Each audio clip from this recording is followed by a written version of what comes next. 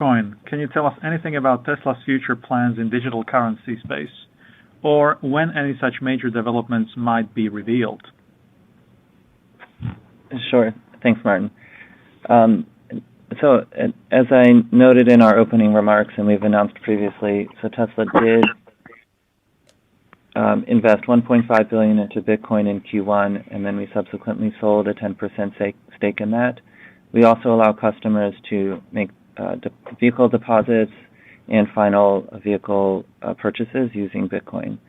And so where our Bitcoin story began, maybe just to share a little of the context here, Elon and I were looking for a place to store cash that wasn't being immediately used, try to get some level of return on this, but also preserve liquidity.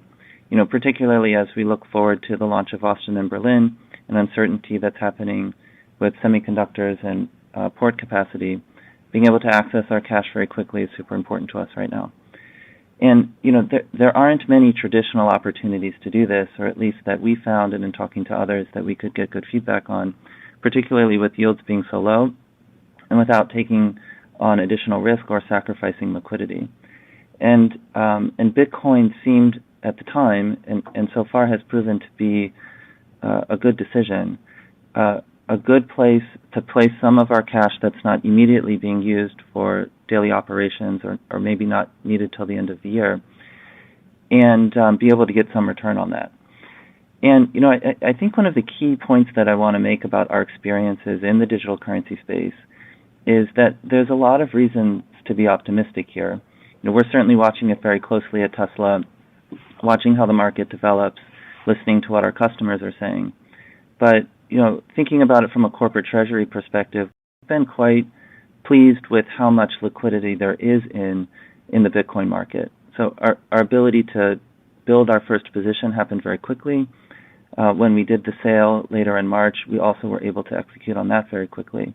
And so as we think about kind of global liquidity for the business and risk management, being able to get cash in and out of the markets is something that I think is exceptionally important for us. So we do believe long-term in the value of Bitcoin, so it is our intent to hold what we have long-term and continue to accumulate Bitcoin from transactions from our customers as they purchase vehicles. Specifically with respect to things we may do, there are things that we're constantly discussing. We're not planning to make any announcements here, and we're watching this space closely.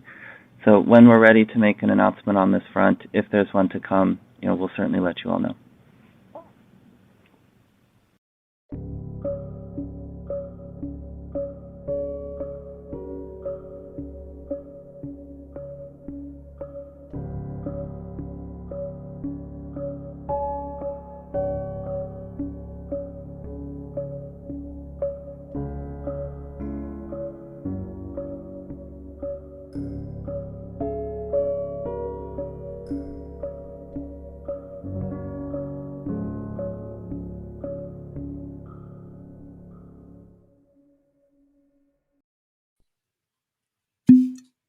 Oh shit, freaks. Happy Bitcoin Tuesday. It's your boy Matt Odell here for our weekly dispatch. 19 straight Bitcoin Tuesdays so far. Kind of unbelievable that we've gotten this far so quickly. Couldn't have done it without you guys. So cheers to all of you that are here. Cheers to all of you that have been here in the past. Looking forward to doing this every fucking week for as long as we can make it happen. This is Citadel Dispatch 19, the interactive live show about Bitcoin, distributed systems, privacy, and open source software. To those joining us from our various audio streams, whether that's our two podcast feeds, the Tales from the Crypt podcast feed and the Citadel Dispatch dedicated feed, or from the various podcasting 2.0 apps, that intro clip was Tesla CFO, aka Master of Coin, Zach Kirkhorn, on their Q1 earnings call. Absolutely unbelievable that that's the kind of conversation that's happening at an S&P 500 company. Also unbelievable that the haters tried to make that seem bearish. It's the most bullish fucking thing I've heard in at least weeks. This is Bitcoin land, so we move fast.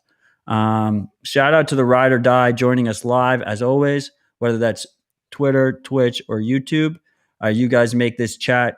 You guys make this this show. You guys make Dispatch what it is. To those that are here, obviously this is our earlier time slot because we have Keto joining us from Europe. I consider this our European time slot, 1700 UTC. So we have our 2100 UTC normal time slot. And then we have our 1700 UTC is our European time slot. This is a global show. This is a global movement. It's kind of cool that the live chat is going to be populated with different freaks because of the different time slots. So thank you guys for being here. To those counting at home, this is the third time that we've used this European time slot, this 1700 UTC. Shout out to Daddy Warbits on Twitter at Daddy Warbits. It comes to my attention that some of you freaks didn't even realize, but we had a giveaway last week courtesy of Daddy Warbits. It was announced after the outro music, so a lot of you missed it. We had a winner on Twitter and we had a winner in our Sphinx tribe. The Sphinx tribe actually took like 3 days before the winner actually came. Someone actually, responded to the queue, which was, you had to say Bitcoin's designed to pump forever, Matt. And both those winners got free tickets to Bitcoin 2021, courtesy of Daddy Warbits. Now, those tickets have massive resale value. So shout out to him for providing them free to the freaks. That's pretty cool. And it was his idea to do it at the end of the outro music and incorporate the Sphinx tribe so that the ride or dies were the ones who got it. So that's really cool. The Sphinx tribe is now over 200 people, 200 freaks.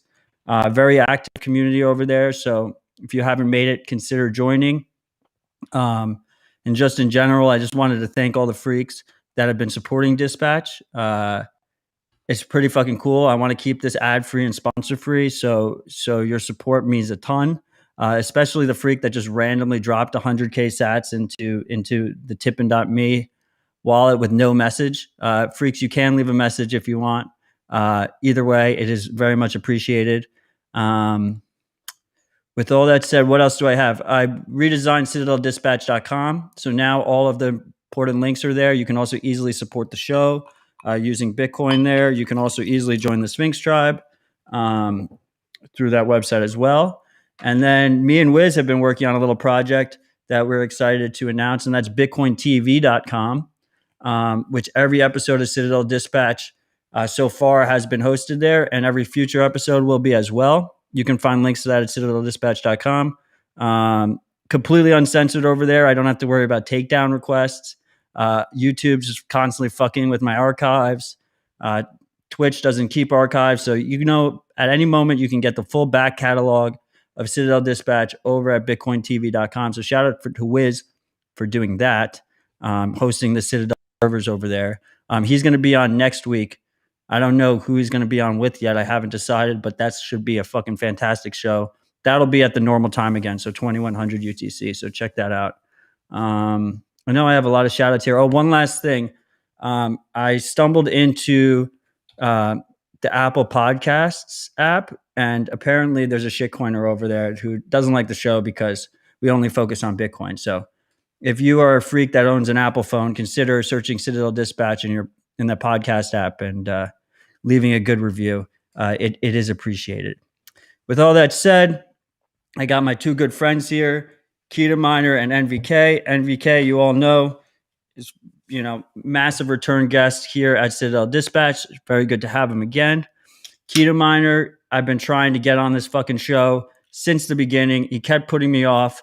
He said, Matt, if we do it 3 weeks in the future, we do it at 1700 UTC, I can do it. So I held him to that. And here we are. We finally have him. Keto, what's up? Say hi to the freaks.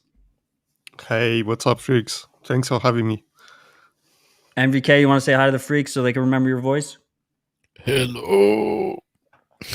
I need a robot voice for this thing. And just to reiterate, because I kind of just missed that, Keto Miner is the co-founder of Nodl, which is a home node. And they also now have Nodl Cloud. You freaks might remember last week I mentioned that our long-standing Tales from the Crypt node stacking sats, if you start stacking sats on 1ml.com, has now been moved to Nodl Cloud, and the minimum channel size has been reduced to 500K sats. So now that fees are cleaning up, consider opening a channel there. It's well connected. I've already balanced channels manually with 2 freaks who did it. So shout out to them for getting their shit done.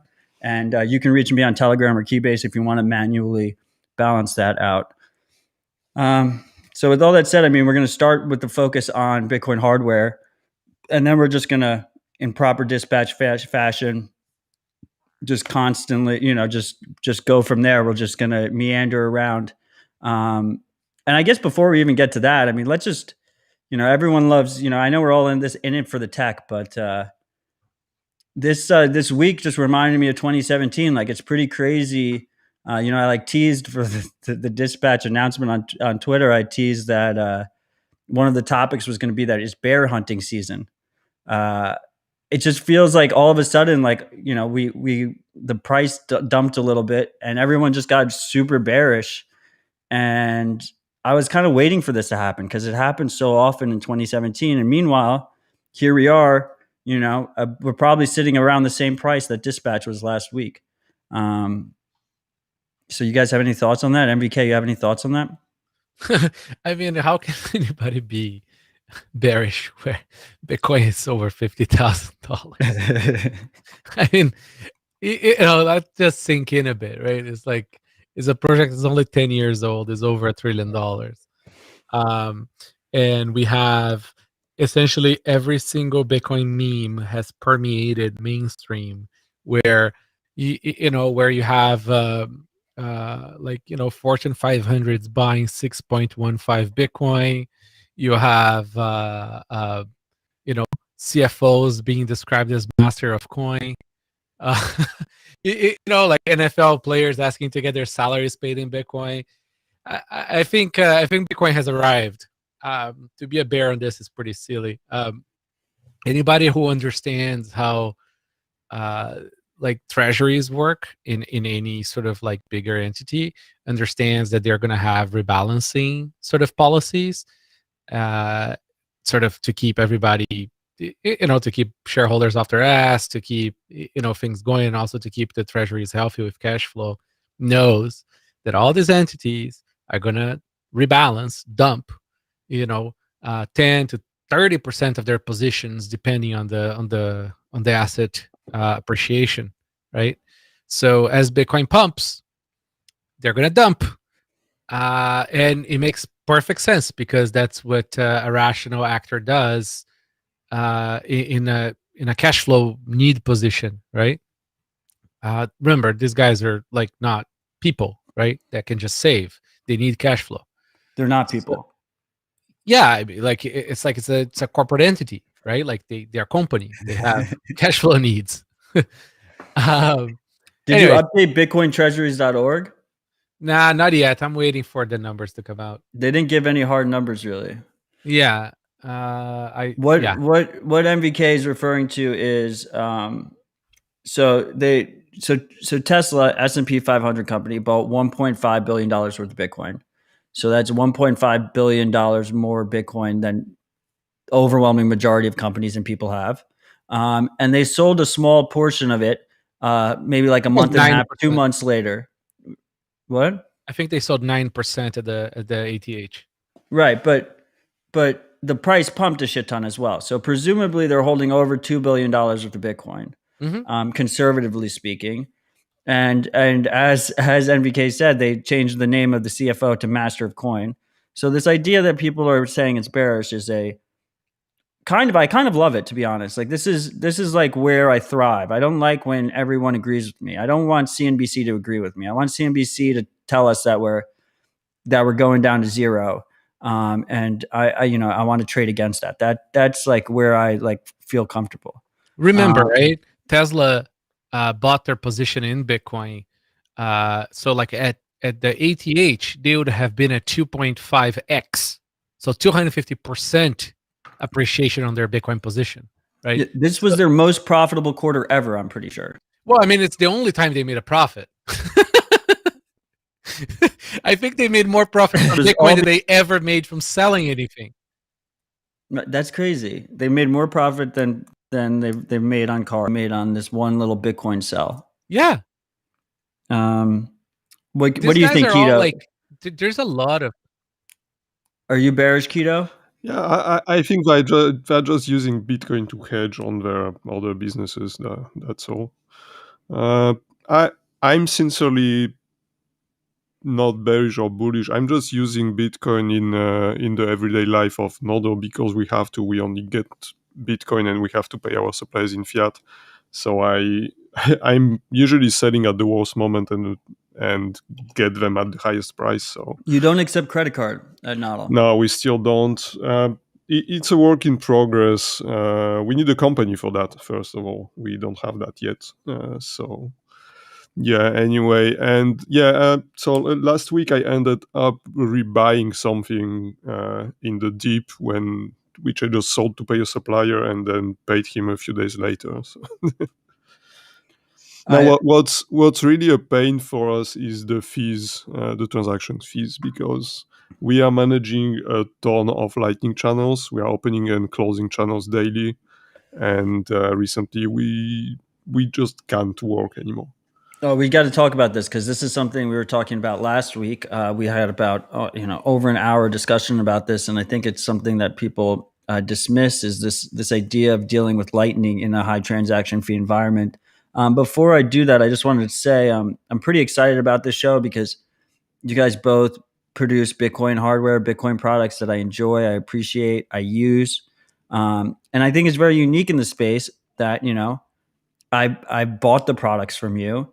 I've never shilled a ref link of either of yours. You've never been my sponsors, and I think you're both best in class. So cheers to both of you guys for building such great products, and especially like Keto. Like that's fucking crazy that you're running a Bitcoin only business with no fiat. I don't know. I don't think there's like I can't think of another company off the top of my head that only accepts Bitcoin and doesn't accept fiat. We tried that in 2014. We gave up.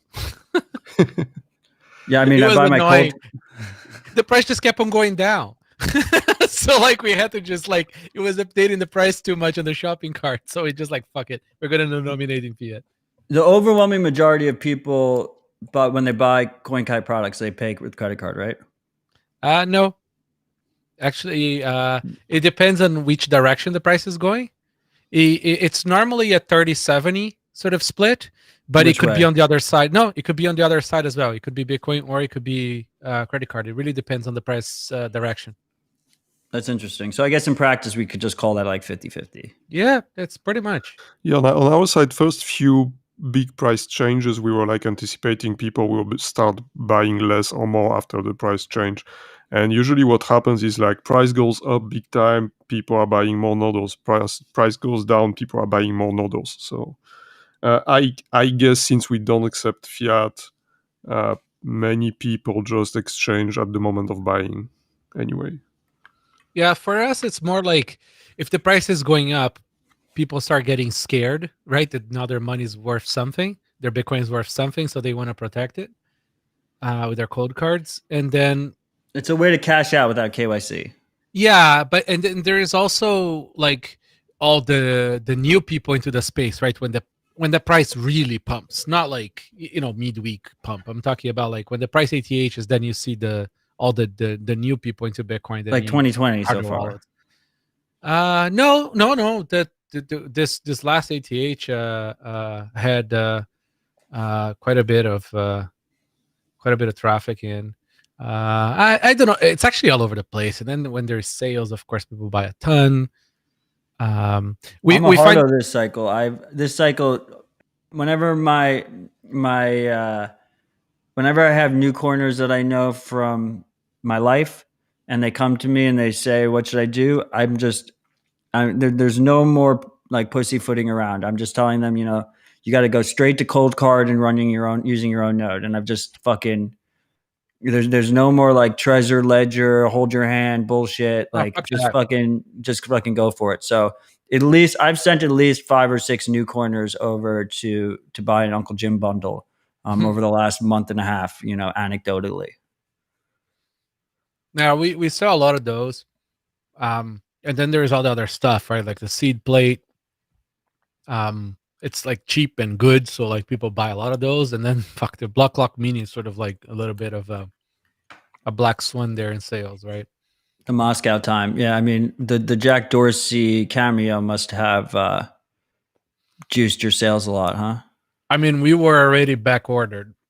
Now it's but the good thing is it's sort of catching up now. Is we just said, fuck it, I don't care. Just increase production, right? Freaks, MVK has never even given me estimate numbers on any of his products sold. Ever. And it's been a lifelong goal of mine. So every time I see it, if he's like a little bit drunk on Twitter or something, I'll send him a quick Telegram message, just like fishing for numbers. And I've just never been successful. I think there was like one RHR where I was just pretending I knew the numbers to see if I could trigger him to saying the numbers. And that I find that in Bitcoin space, there's nothing to be gained from releasing numbers. You're just telling your competitors, right, how much you're selling and how much they're gonna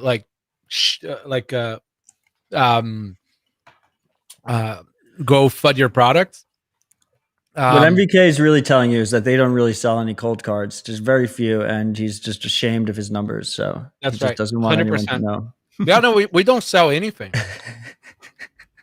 It's actually, cold card is a myth. It's actually a calculator. Nobody has ever received one. All the pictures you see online, it's all fake. It's just one big conspiracy. Yeah. Mm-hmm. I'll say though that you could assume that every single real Bitcoiner has one. Because if you don't have one, you're not a real Bitcoiner. Yeah, I mean, but real Bitcoiners have more than one anyways. I have so many. I still have 5 of your shitty MK1s that just were unusable, but that I have 3 of them. You know how much those are going to be worth in the secondary market of collectibles? I just love how bold I was. How many I have. Yeah, I mean, just to Keto, just like aside from the ones that he bought, there's also the ones that I sent him. Yeah. I mean, like everybody knows, right? It's like if you work on open source and you need a hardware wallet, like to test wallets or to do anything, like essentially we just send like, more than one for free. What a man. I just want to do a quick shout out. Someone said in the comments, and they were very right. The comments have gone by quickly, so I forget who specifically said it. But Citadel 21 also is Bitcoin only. Yeah. If you think of any other Bitcoin only non-fiat accepting companies, feel free to just throw them in the live chat. Actually, do you have to be non-fiat to be Bitcoin only, or is fiat tolerated in this denomination? I don't think it's a wise if you can take fiat, you should, because you're going to increase your sales, and that's going to prevent you from selling Bitcoin because you're going to just use the fiat cash flow, which you're going to have to need anyways, right? Yeah, totally. And you can always convert the fiat into Bitcoin. Exactly. So that's what we did. We bought the dip at CoinKite. We bought every fucking dip. And we've been doing that for like years, right? So it's like it's nice that like most people that are our customers know that like when they pay us in Bitcoin, we're also holding the price up because we don't sell if unless we absolutely need to because of cash flow. It's like we just don't sell Bitcoin. Yeah. I mean, this is like a narrative that I've been talking about lately is like, like 2015, 2014 was like the year of like trying to get merchant adoption. That was bullshit merchant adoption where like they were all using BitPay and they were just automatically converting to dollars. So like they were just market selling it. And I think like this cycle is a cycle where we should really promote companies that receive money in Bitcoin and ideally through like something like BTC Pay Server and has no third parties, and they just hold as much of the Bitcoin as possible. And those are the types of companies that I'm happy to support. And I think that is becoming a little bit more feasible with stuff like Strike, because Strike is like almost a reverse payment processor. It's Kita might or might not have a relationship with traditional finance, to have to accept debit cards or whatever. But if it's a Strike user on their side, they're using a debit card, they don't really realize, and Kita's getting the Bitcoin that he wants, right? Yep. It's there's a lot of customers of ours that do use Strike to buy our stuff. So essentially it's just buy and replace, right? Spend and replace. Exactly. And just Keto, I mean, I guess we can call Bitcoin only fiat too, but the point was that I was specifically calling out the fact that you guys have never accepted fiat, which I think is just commendable. I fucking love it. I just love that it's probably not the best business decision, but I love that it's all in. And I mean, look, at the end of the day, it will happen one day, and it might be sooner than we thought. At the end of the day, you can't even sell more noddles right now, right? Like you've sold as many noddles as possible. Your demand is higher than your supply. Yeah. So what happened? That's a good point. What happened recently is our supply order got cancelled the day it was supposed to be delivered. Because of the silicon shortage in China. So some chips are on back order on the boards we are buying, and the production slowed down because of that. So what we did now is we ordered directly from the manufacturer in China, in Shenzhen, and hopefully we will receive. I just got the notification that 2 packages left by UPS just today, and they should arrive on Thursday. And after checking what's inside, we'll be able to announce some hard dates for the deliveries and reopen the orders. We prefer to close the orders than to keep having people back ordering, just because we couldn't give any date, any hard date until probably Thursday this week. Yeah, the supply shortage for parts is pretty crazy. We got to a point where it's like we do like reasonable parts management, but it's still like longer lead times, and we're just some parts we're just sort of like paying extra from secondary market, and then just eating that loss. But it's pretty, like, I don't think people appreciate how insane the shortage is on parts for everything. Yeah, I bought some boards from importers in Europe for twice the regular price. So there's two things going on, right? One is like most suppliers are using this as an excuse to to charge more, right? Even though they have inventory. So there's a lot of that going on. The other thing is ICs, like actual chips, not just passives, right? So it's not like resistors or capacitors, not that kind of stuff. Actual chips. They just have too much demand. It's not even that like COVID slowed them down a little, but it's not really that. It's just that, like, record sales of cars, record sales of boats, record sales of all kinds of electronics, right? The last 2 years. So they just can't build factories fast enough to deliver it. I mean, Tesla was talking about that their cars are dealing with the chip shortage. It's like everyone, the fucking ASICs are dealing with the chip shortage. Is this priced in? Like, I'm feeling FOMO. I recently fortunately got a new computer. I already have 2 noddles. I'm not going to say how many cold cards I own. I'm glad that I'm sitting pretty with all this fucking hardware.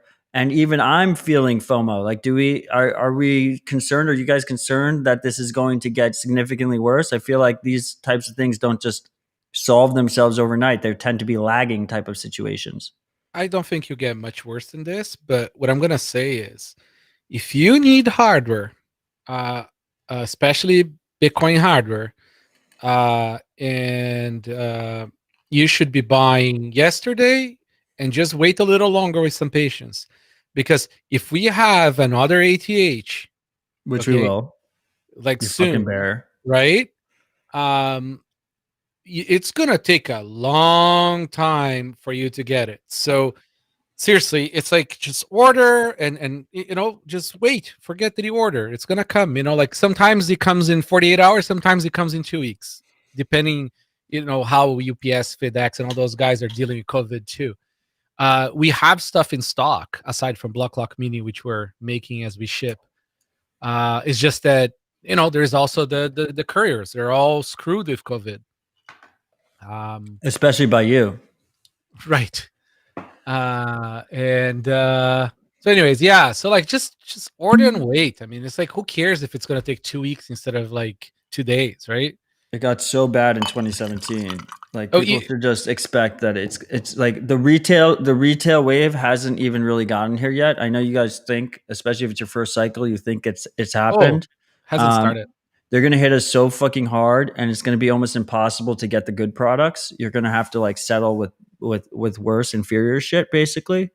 Well, And so you want to have it now, and just think about it in your head, like, I think nowadays, especially my generation, we've gotten so enamored or complacent with this idea of like 2-day free shipping from Amazon that when they see something that has a longer lead time that says, like, oh, you're not going to get it for 3 weeks or 4 weeks or something, they tend to put it off and procrastinate and they just don't buy it because they're like, oh, it's not going to come that quickly.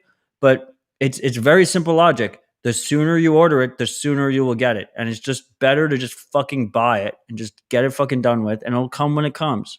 The last bull market, right? Ledger, which is like sort of, let's say that they're the biggest one for sales numbers because they have a $60 device. I mean, besides Cold Card, because we don't know the numbers. Well, no. Let them have the top. Let them have the top. I don't care. They were, I think, like a 2-3 month back order. So, like, people don't appreciate that when the wave comes, it comes, and there is no amount of us preparing inventory can feel it. Like, it gets pretty crazy.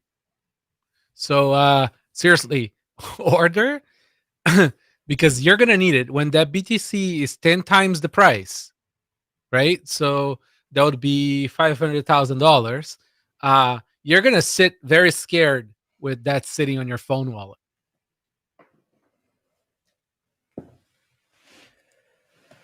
So Keto, what do you think about people that want noddles? What should they do? How are you handling that?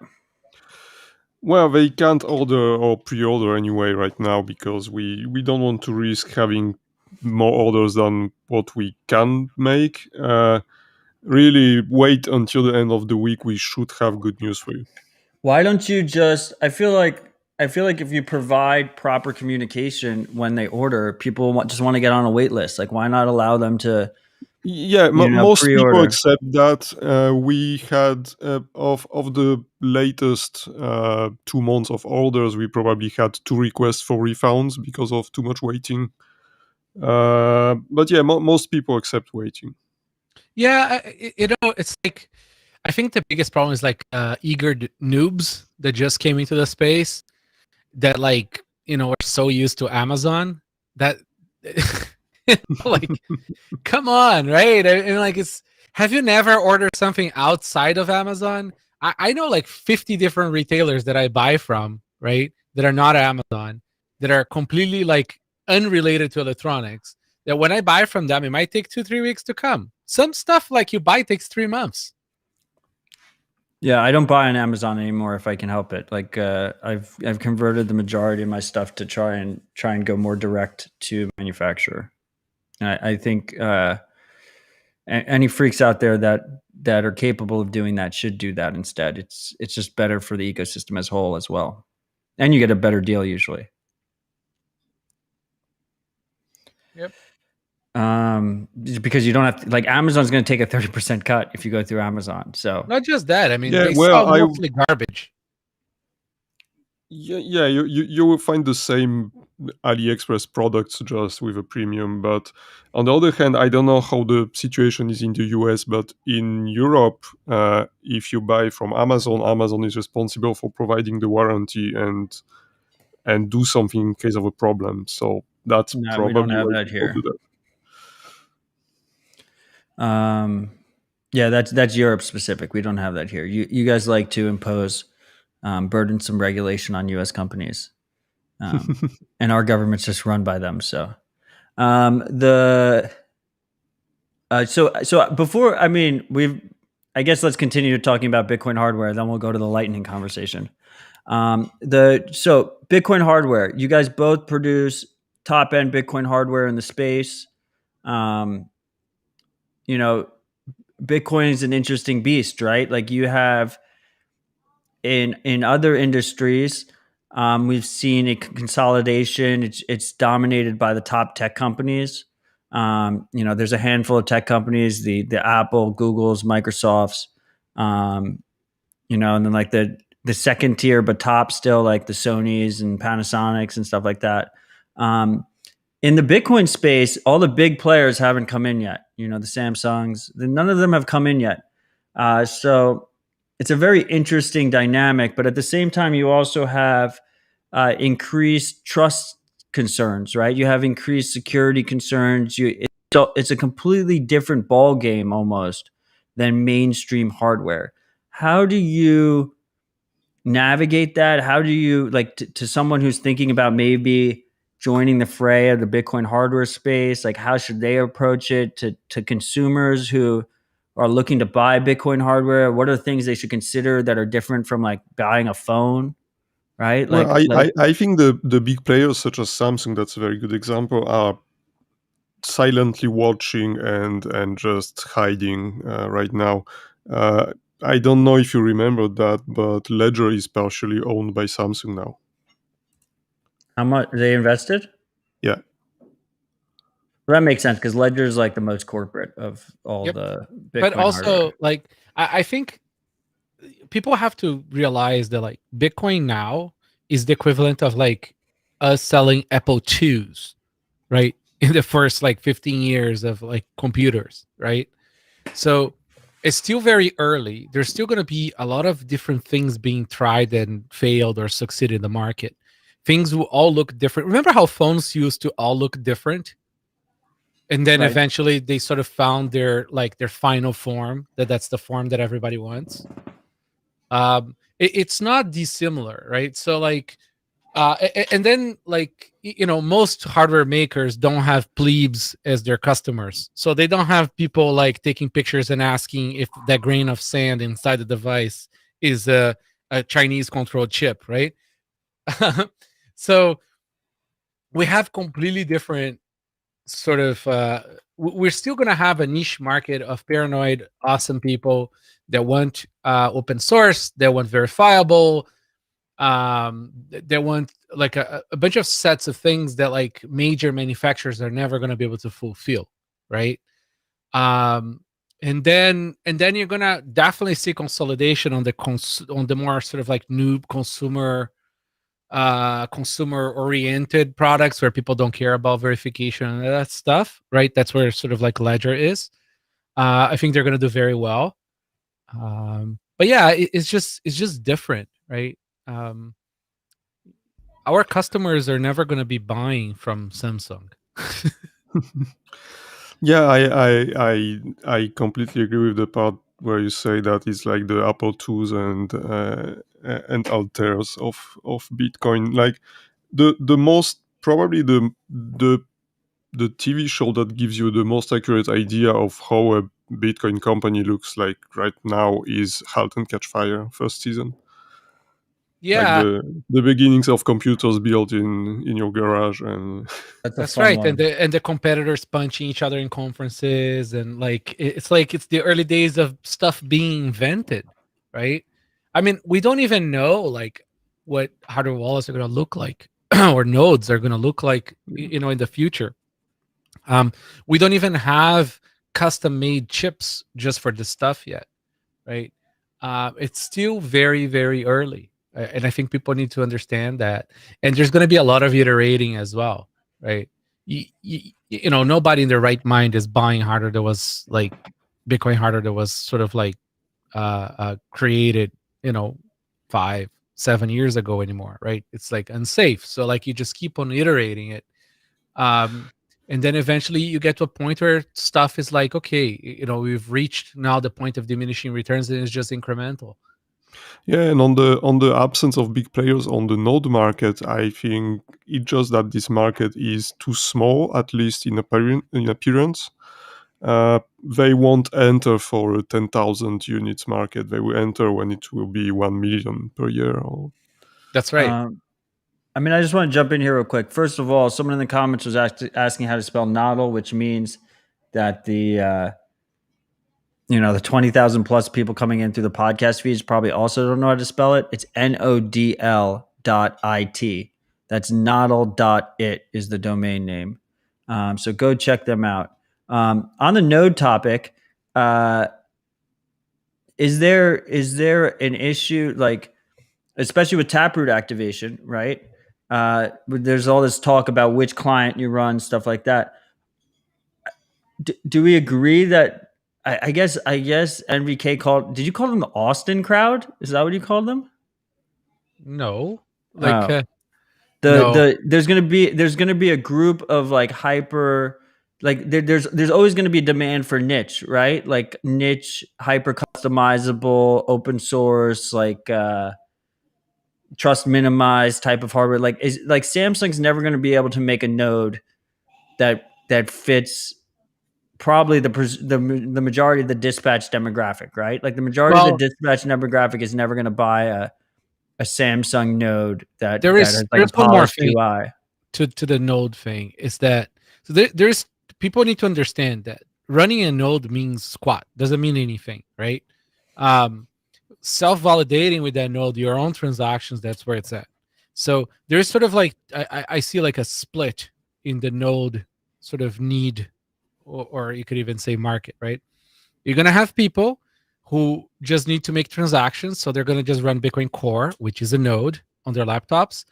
And what they're going to do is they're just going to sync every time they need to make a transaction, right?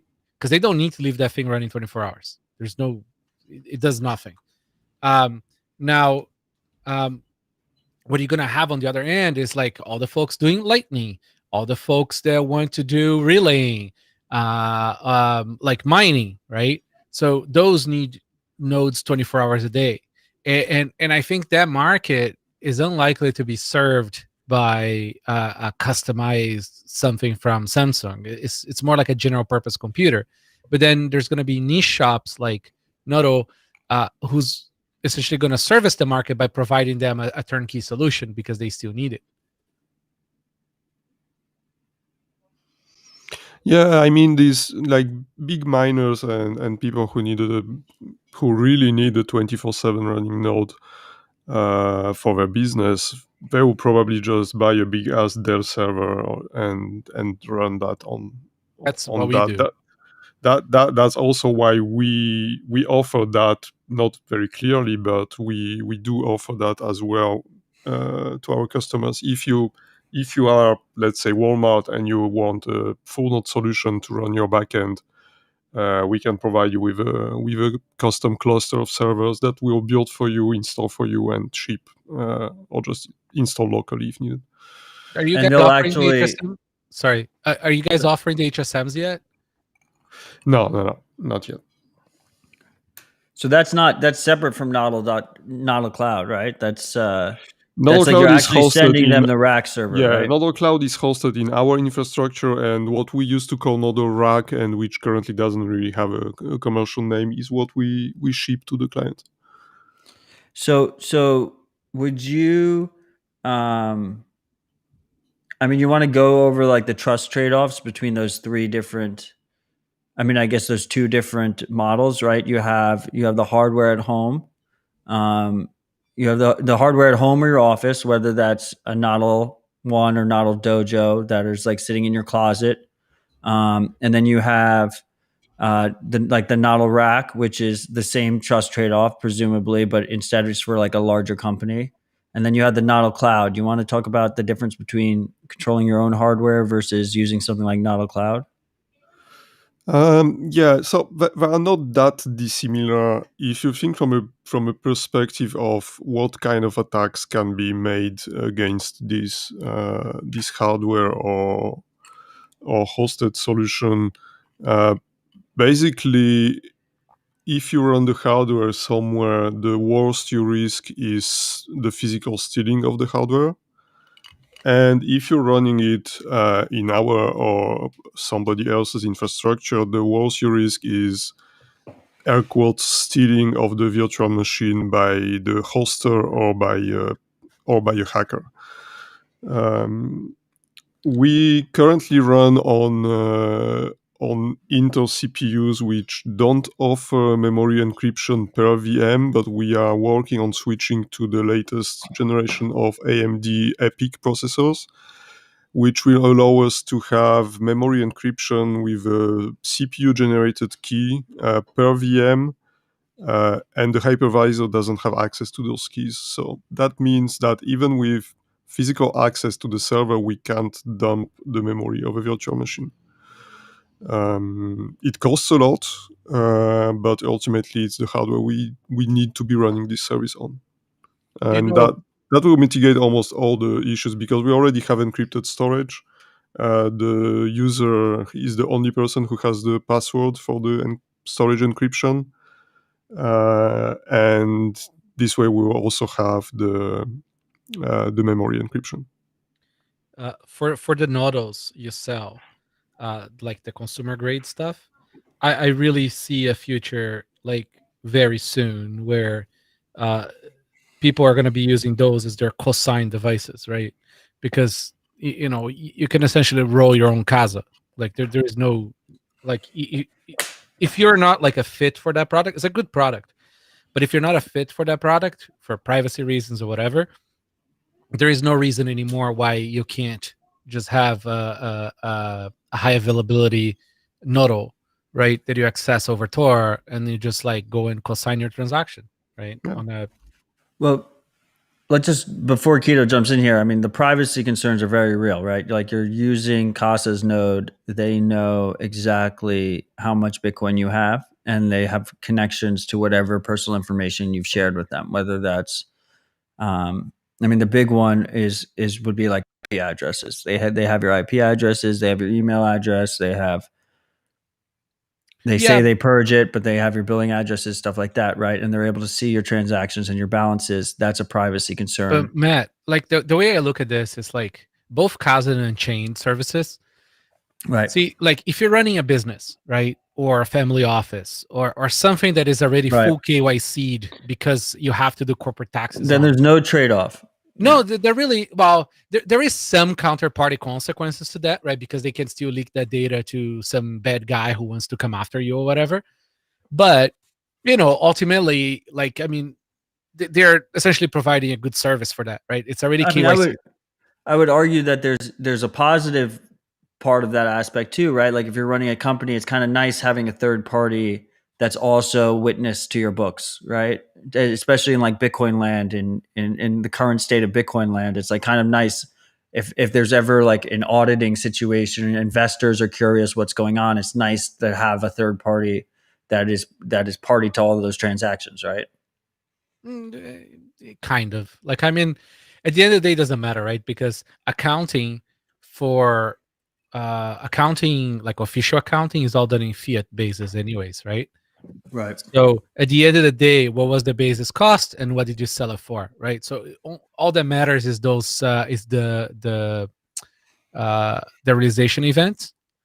So yeah, I mean, yes and no. It really depends on the person, but yeah, like I think what really helps here is that in entities that have more people, right? Having a third party deal with security management helps a lot. Right. Because you get to offload a little bit of the liability. They like deal. Yeah. They hold your hand. No, also like they help you protect against your own employees, right? Right. Depending on what kind of setup you have. But for the average freak, if you use one of these third-party hosted multi-sig services, you're adding a new privacy compromise vulnerability. You're adding It's a a trade-off. third. Yeah, you're adding a third party that knows your transactions and your balances, right? And specifically, that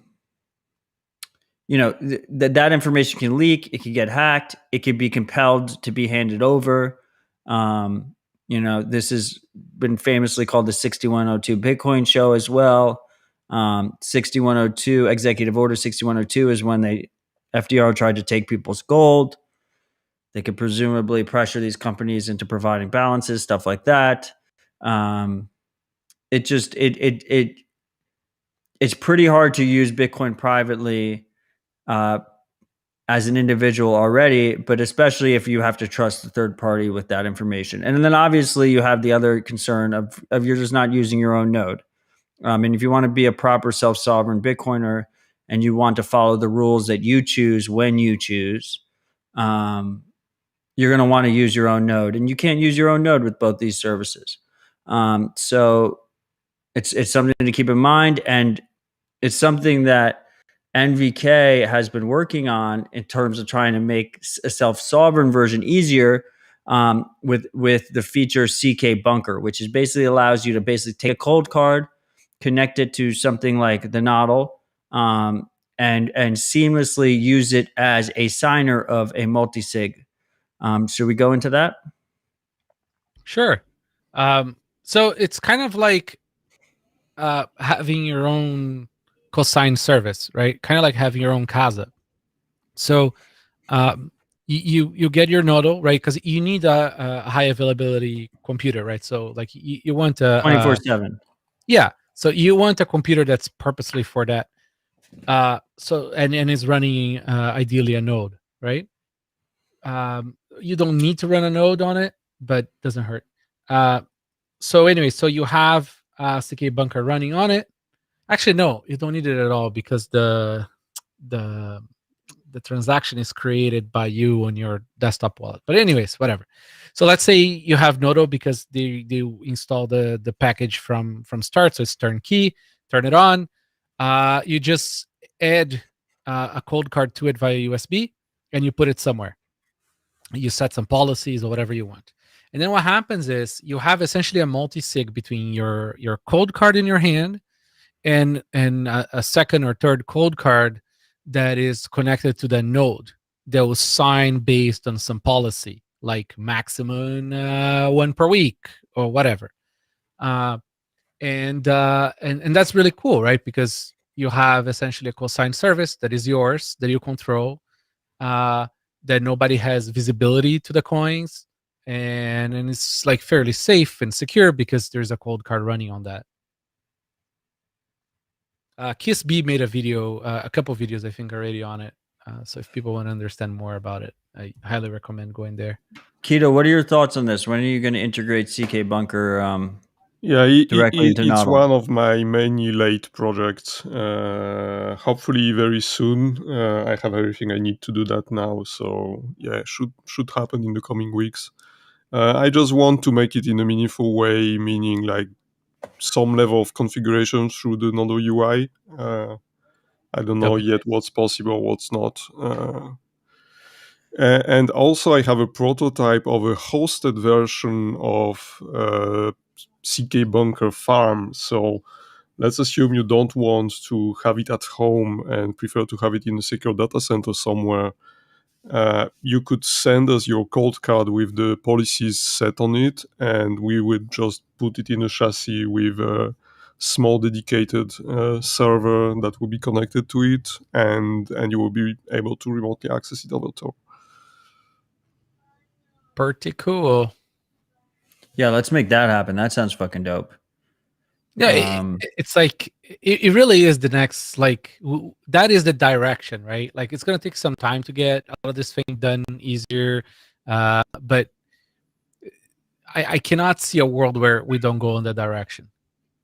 I really like that because I like this idea of user friendly UX configure. Like I feel like user friendly UX like kind of starts with the hardware, and if we have different, we can minimize trust by having multiple hardware providers interact with each other, so that you're not relying on any individual hardware provider in a way that still prioritizes UX, just like he just said. I mean, I go back to thinking, my service final message.io, I kept coming to the issue that I was wondering.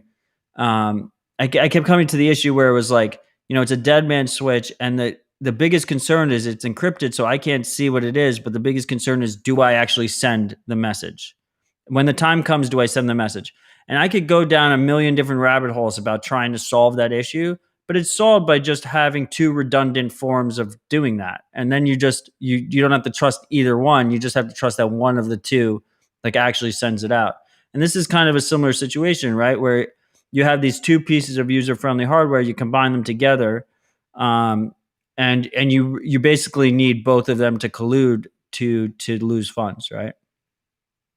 Yeah, I mean, you start getting in the territory of like, unless there's bugs, like good luck to the bad guy. I mean, seriously, right? Right. It becomes, it's not a matter of becoming impossible, because nothing is impossible. It's a matter of becoming impractical, right? Right. Or the cost of either actual cost or time cost for the attacker becomes completely impractical. Right. You make yeah. it difficult enough that they're gonna go send someone a phishing text instead, right? They're gonna go for the lowest hanging fruit. They're not gonna go for. I mean, you shouldn't rely on that, but that's like the reality of the situation, right? Yeah, well, Yeah. unless it's a highly targeted attack and the guys will just make whatever they can to get to you particularly. But yeah, usually the attackers are pretty dumb, but they will just be scanning everything and finding the easiest target. I mean, it gets to a point, right, where they're going to either move on to the next person, to the next victim, right, or they're going to have to like, or you're so much wealth, then it's a different story. Then maybe the cost of attack just becomes so great that they might just like, they're probably just knock on your door and kidnap you, right? Like, no, seriously, it's like it gets to that point. But then even if they kidnap you, you don't have signing capabilities, right? So that's sort of like the goal that we have with Cold Card in general. It's like, how can we get to a point? In some setups already there where it's like there's nothing I can do. This is what I love about both of you guys. This is why I'm a very happy customer of both Nodl and CoinKite, is because I feel like you guys are both paranoid Bitcoiners along with me. So I can count on the fact that I have your paranoia additive on top of my paranoia. And you're actually thinking about these kind of issues. Yeah, it's that's actually a good segue into a feature we're launching. Yeah, hit us. Okay, so I'm calling it Seed XOR. It's gonna be seedxor.com. If you go now there's just a picture and something saying coming soon for info. I wasn't like, this was not meant to be announced or pre-announced or any of that shit. It's gonna come. Welcome to Dispatch. Yeah, it's gonna probably come with the next firmware version. We were hoping to do it this week, but being too swamped, so we'll see. So the idea here is essentially, what's the problem? The problem is you have a seed backup. What the fuck do you do that seed? Right? Like, where do you put it? Right? Anyone that gets hold of that has access to the master secret, right? Aside from passphrase and stuff, it's still a problem. So you can't put in safe deposit boxes because safe deposit boxes can be commandeered. They're not safe, right? If misleading name. Yeah, but they still have some good custody, chain of custody, right? They're not bad. It's just that the trade-offs exist. You don't want to bury a seed depending on where, because if it gets found, it's a problem. So it gets tricky, right? What do you do with that clear text secret? So, traditionally, what do we do as computer people? Well, we offer you the encrypted microSD. So you can put that in a microSD and then you put in safe deposit box or something, right? The problem with that is sort of like computer. It's a computer problem, right? So you need a computer to encrypt that or decrypt that or a cold card. And if you put encrypted microSD in a safe deposit box, you could still have an order to produce by a judge that essentially says, if you don't decrypt that thing, you go to jail. Well, not in America, but in the UK, you definitely can. Yeah, but it depends on the country. It depends on the considerations, but whatever. Now, what are we doing then? Let's create more plausible, deniable solutions, right? That's our motto now. So what I wanted to do was, can I create an encrypted metal plate that is human readable, right? And is plausible deniable. So what do? We essentially get you to generate 2 sets of 24 words, okay, just like a seed. It's BIP39 based.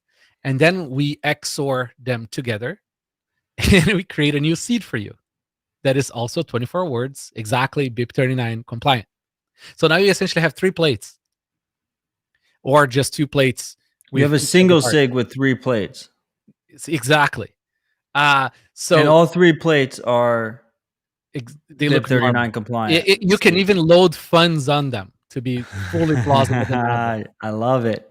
So you can load the, you can, like, say you make a 2 plate, you're going to be able to make up to like 10 plates or whatever. But like, let's say you're normal and you do just 2, right?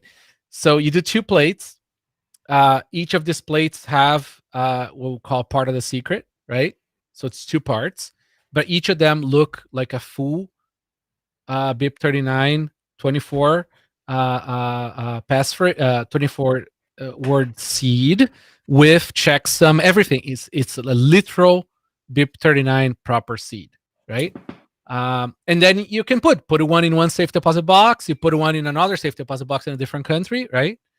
And then the code card lets you input both to calculate the actual XOR seed, right?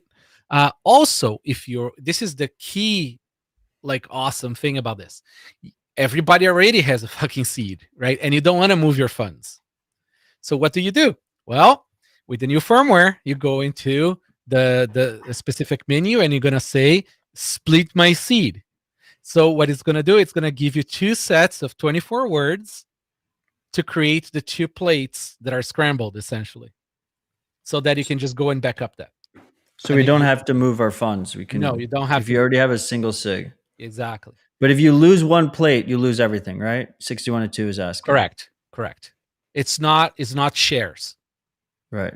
It's but you can still have a normal seed plate with your actual full seed on it too, if you want, right? And you can bury that under a lake where it's essentially impossible to get unless you absolutely need to, right? But that's what we all do, right? We're all burying our seed plates under lakes. Yeah, I had this discussion with a fellow Bitcoiner not long ago. Like, okay, I have my many cold cards with the paper backup seeds.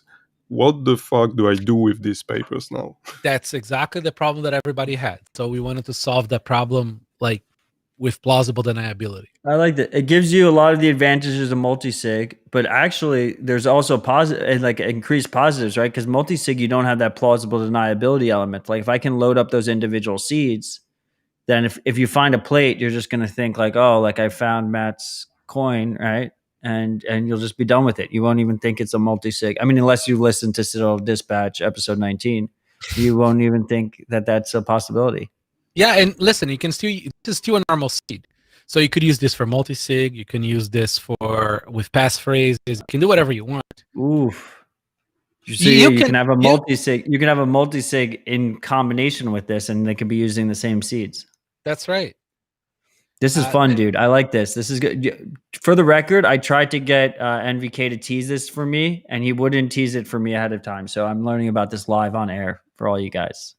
Yeah. So the main idea now that we're sort of really focused on with this plausible deniable stuff is we want to increase the attack surface complexity for the attackers, right? We want to make sure that there's just an absolute, like, tsunami of options for users to use. So an attacker that is a little bit more sophisticated, that can get to you to begin with, right? He's going to be aware that if you have a cold card, there is like 100 different permutations, or like 300 permutations of ways in which this person could be doing their Bitcoining, right? So it's essentially overwhelming, one, to know, oh, come on, I know you have a passphrase, put the passphrase, right? So like, that's not the answer for everything, right? You need wow, he might have a passphrase plus this plus that plus this plus that, right? and Right. and and then in Make the it as middle, confusing as possible. Make it as don't make the assumptions easy, right? exactly, and Yeah, also you'd have like robber funds, right, in some of these steps as well, so that you can give something away in case the situation requires to, but in any way you're exposed to that. In the beginning, you mentioned 3 plates. Is there like different options where you can choose if it's 2 or 3 or Or 4 or 10. can you? Yeah. That's dope. Yeah. Okay, I'm a fan. I'm a fan, bro. This is a cool feature. I like this feature. And like, and so when you add this, right, in combination with the new countdown to brick, which is my absolute favorite. Well, but it's already bricked. You brick it ahead of time, but the countdown continues to pretend they Yes, still have a chance at breaking it. exactly, right? So the bad guy, so you're telling the bad guy that, hey, okay, fine, I give up, right? You put the pin, but you put a special pin, and that special pin is going to show the bad guy that it's going to take 24 hours for you to be able to sign it, right? Uh, and then in the background of that, we are essentially erasing your seed. And if he gets to the end of the countdown, it just shows brick, right? It shows error. So what's cool about that is, unlike the normal countdown, the attacker could try to take the device to a lab afterwards and spend $250,000 trying to get the money out, right? On this one, if he takes it, the seed was erased. So you can say, okay, you know what? Take it with you, 24 hours. You put it in a battery pack. You give it to the guy in 24 hours. They're gonna be able to sign it, right? It's a brick. I fucking love it. Yeah, speaking about yeah, go. complicating things, I think something is underused as well, like using totally random custom derivation paths.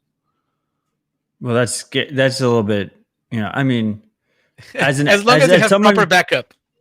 Yeah, as someone who's been like working on education, like, maybe for pros, but I can't put that in a fucking guide. Well, now use a random derivation the path. 26th word, basically. Right, it's the 26th word. The 25th word is the passphrase. The 26th word is your random ass derivation path. So I think at some point, say something like a BIP39 V2 is gonna come at some point, because the problem with BIP39 is that BIP39 it's essentially like too simplistic, right? It should have the derivation path built in, right? Well, that's what descriptors does. Right. So descriptors solve that problem. The problem is descriptors are Bitcoin only, right? We support descriptors, but the other wallets don't, because they're all shitcoin companies, right? But can you describe for the freaks derivation paths, like in an easy way? Yeah. So a derivation path is like a tree, right? Imagine your seed is the root, right? Nobody can see it, is under the soil, right? And then from that you create a tree, and then you have these branches, and each of these branches you're going to have different accounts, but it's all part of the same tree that is part of the same root. But there's like infinite branches, just like a tree. So like if you use a non-standard one, and compute doesn't improve like ridiculous amounts, like you're never going to be able to figure out which branch it was. No, you can be in an infinite like hole. Yeah. Which people have lost funds that way. I mean, it becomes so big that is almost the same problem as trying to calculate the private key to begin with. Right, because it's infinite numbers. It's infinite.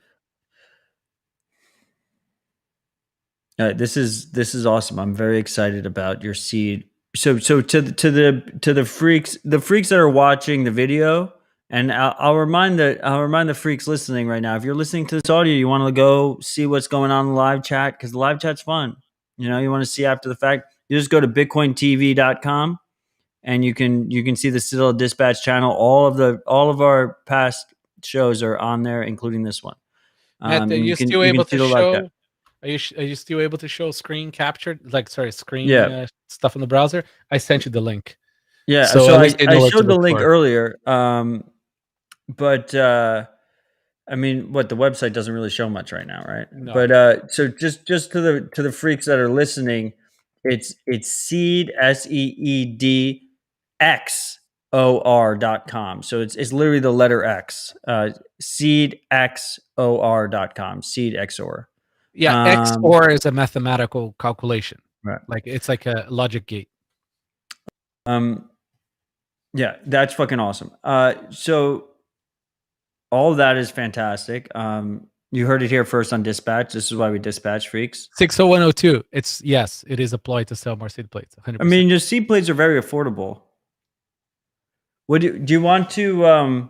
I just want the freaks to know, like, this whole idea of punching it with the punch is like it's a very accessible thing. Like, don't be overwhelmed by punching steel. Oh, wait, it's ridiculously easy. You just pre-mark with a Sharpie. It's quite fun. Yeah, you can just use a nail and a hammer. But make sure you like double check it after the fact because it's Sharpie. Sharpie first. Sharpie first? I didn't do Sharpie first. Sharpie first. 100%. Okay, note to everybody. Sharpie first. Or yeah, just use a Sharpie. Sharpies are fucking dope. Keep It Simple Bitcoin is smelling a guide. He's the fucking boss. I mean, he might be his guides are too good. He might be a spook because the guides are just that good. But if you're willing to take that risk, go to keepitsimplebitcoin.com. He's got a lot of good guides over there. MVK, I want to not MVK. I love both of you. I'm sorry, I keep mixing you guys up. Kita Miner, your competitors have every app under the sun. How do you decide what is supported on Nodl and what isn't supported on Nodl? And why are we waiting so long for what I want to be supported on Nodl? How we decide is basically many factors. First one is it really useful? Like, a lot of times users just come to you and say, I would like this feature, and after you spend a considerable amount of time implementing it, you realize that one, it doesn't exactly do what the user thought it was doing, or two, actually nobody is using it. So that's one factor. We're trying to really test things, use them ourselves, see if it's relevant, and then implement it and deploy it to everyone. Just a very recent example. I wanted to add loop to the nodals. And actually, I realized that Lightning Terminal is a much better option because the unofficial take from Lightning Labs is that the standalone applications like Loop, Pool, and others will be like best effort supported. But if you really want the full experience, you should rather use Lightning Terminal. So I think Loop is the first app that survived only one version on the Nodal when it will be removed in the next one. So yeah, we try to avoid these kind of situations, and another reason an app can be not implemented is if it's making a heavy or any actually use of a third-party external service. Loop again is a good example, and we are actually forcing users to run it over Tor, and so the policy now is that any application that needs to make any external calls to any external service will be going through Tor only. And also there is a very stupid reason, which is that there is only one of me and I have many things to do. I mean, I like to hit you with I hit you with the requests all the time, and then I just forget about them. But yeah, like in the closest future, you will get Lightning Terminal. You will get an upgrade of all the existing services. Actually, for once, Nodal Cloud got the upgrades first. For example, the latest BTC RPC Explorer. I like that Nodal Dojo usually gets everything first. Yeah, that used to be true until the last version, because we needed it for Nodal Cloud for some customers, so we prioritized that. I'm pretty sure I got the first Nodal Dojo that's ever existed. Yeah, I think so. Like the first real one. Yeah. I mean, like mine has the special spyware in it that's just designed specifically for me. The so what so what I wanted to talk about was you had an issue with Lightning Loop, right? Where you lost funds on Lightning Loop. Like I feel like No, I thought I did, but they ended up coming back. they came back. Yeah. Basically, what happened is, so it's a stupid mistake from my side. We are running a reverse proxy in front of the LND's API on the Nodo for external services, like when you use Zap, for example. And my mistake was that I was connecting Loop locally through that reverse proxy instead of going straight to LND. And that was making Loop crash all the time and not finishing transactions. So it was your fault. That's solved now. But yeah, I know of one other user that got an issue with Loop not giving the funds back, but I think it was solved with the proper help from Lightning Labs.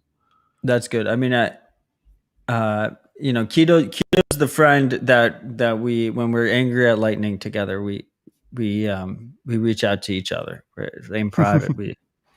we express our frustrations at the current state of things, while loving it at the same time, using it all the fucking time. But sometimes you just can't talk about these things as publicly. And I was excited to have him on because that's exactly what we're gonna fucking do. Before we get there, I want to talk about your hate for Raspberry Pis. So fuck Raspberry Pis. There we go. So we got MVK on record also. we have MVK on record, also telling Raspberry Pi users to fuck themselves, or I guess the device specifically to fuck themselves. Both. We have a shit ton of freaks here right now that are using Raspberry nodes, whether that's Raspberry Blitz or Umbrel, or MyNode, or Ronin Dojo, or whatever package that I just forgot and I'm going to get shit about later. They're all running Raspis. Why shouldn't people run Raspis? Why doesn't Noddle use Raspis? Why is the Noddle Dojo as expensive as it is? Well, first of all, when we started Nodo, the Raspis were way underpowered compared to other solutions. The RPi 3s, right? Yeah, it was Raspberry 3, and the stock distro was 32 bits, which was coming with its sets of problems. The chip on the Raspberry is totally closed and not sold to anyone else than the Raspberry Foundation. Actually, there are some projects like of custom boards based on the Raspberry chip, and what they do is they unsolder the chips from Raspberries because they can't get the chip otherwise. They have a weird bootloader. They have a Microsoft hypervisor running on the GPU, which is actually bootstrapping the CPU. There's a lot of weird things happening on these boards. And overall, they are not very stable. I mean, many power supply issues. Like if you don't have the perfect power supply, it's crashing all the time. But I mean, personally, I don't have anything against running full nodes on Raspberries. My first prototype from 2017 was a Raspberry Zero, and it was running perfectly for at least half a year. Talk about the Wi-Fi driver, please. Disgusting. Keto, you have opinion on the Wi-Fi driver? We don't do Wi-Fi, so anyway. Does the RPi 4 have built-in Wi-Fi? They all do, I think. They all do. Yeah, I think yeah. I didn't know that. And it's on by default too. But none of the node packages use it. You have to plug them into Ethernet. Yeah, it's because nobody wants, dude. And aside from the driver, that's also pretty bad. The hardware is absolute shit for the Wi-Fi. So what everybody does is put a Wi-Fi card on a Wi-Fi enabled device. That's how bad it is. Right, or like you have a USB, right? Yeah, I just don't get it. Like, yeah, if you want to get good Wi-Fi on any SBC, just buy an external alpha. That's ridiculous. That's Sir. ridiculous. I mean, I thought one of the benefits of them was that it was like one of the few compute devices we had that just had no wireless in it. Does it have But this is what I don't Bluetooth? get. Does it have Why- Bluetooth in it as well? Like, listen, on the beginning, yeah, there's Bluetooth. No, Are you fucking kidding me? no, there's Bluetooth only on the version 4 and on, I think. But Yeah, anyways, well, that's what we're all using now anyway. my- No my one's using a Pi 3. The Pi 3s suck in comparison to 4. You might as well buy a 4. The 4 is like $70. this If you're is a what I don't Bitcoiner and you get. can't afford $70, like how long have you been a Bitcoiner for? Just use a Rock 64. Right. It's like, I listen, on the beginning, I was a fan of Raspberry Pis. There wasn't anything else. Raspberry Pis are great for children in Africa that don't have food. Wow. But They but can't like- afford them. but anybody who has a fucking cell phone that is like a 1 million times faster computer than a Raspberry Pi should be using a Rock 64 at least. There is like You're- 50 different projects. Oh that my are God, good. you're triggering the It's real. chat so much Oh, I right know. now. I'm sorry, guys, but fuck Raspberry Pis. Okay, so it's important. It's important. I'm gonna side with Jan Ver here in the comments and Zaza. With Pis are fine. Do you want to live in a you can fine get by in a world? Raspberry Pi. The majority of things that we use full nodes for, if they're compromised, it's a privacy compromise, right? It's not a security compromise. Yeah, no, I'm listen. If they Raspberry Pi is not a die, security you'll concern. still have your funds. With Lightning is less so. If you're going to run a routing node, like if you're going to run a serious routing node, like you shouldn't run it on a Pi, right? Listen, Rock 64 is great. You can also buy a used Mac Mini. You can use like there's a bunch of go look Fucking into Mac Mini. micro ATX computers. There's a bunch of like fanless computers. They cost like maybe like double Raspberry Pi, but they were gonna run forever, and you can run all the Noodle software on them. Nobody who has money to eat should be buying a computer that costs less than $100. Fuck you. It's cool that it costs less than $100. That's pretty dope. Like I'm looking at like I have 5 of them right there. Like it's just it's just like it's cool that I can just I buy use them to shoot skeet. I'm more concerned about people hoping to run a node on an SD card in the long term. Yep. Oh, so you want to? Should we talk about this? I mean, SD cards are designed for cameras and MP3 players which do sequential writing and reading. They are not designed for a computer. Unless you buy a very, very expensive SD card, which probably doesn't even exist on the market because the good ones are not big enough to run a full node. That's right. Your SD card will die in a few weeks, probably. Yep. I bought this HTC Exodus phone. I put a $200 SD card in it.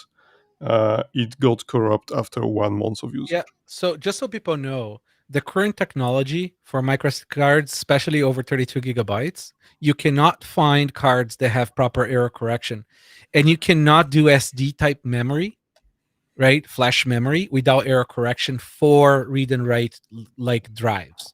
It's not like this is just a camera saving pictures that does that very precisely. Like cameras are very good at doing that just for that.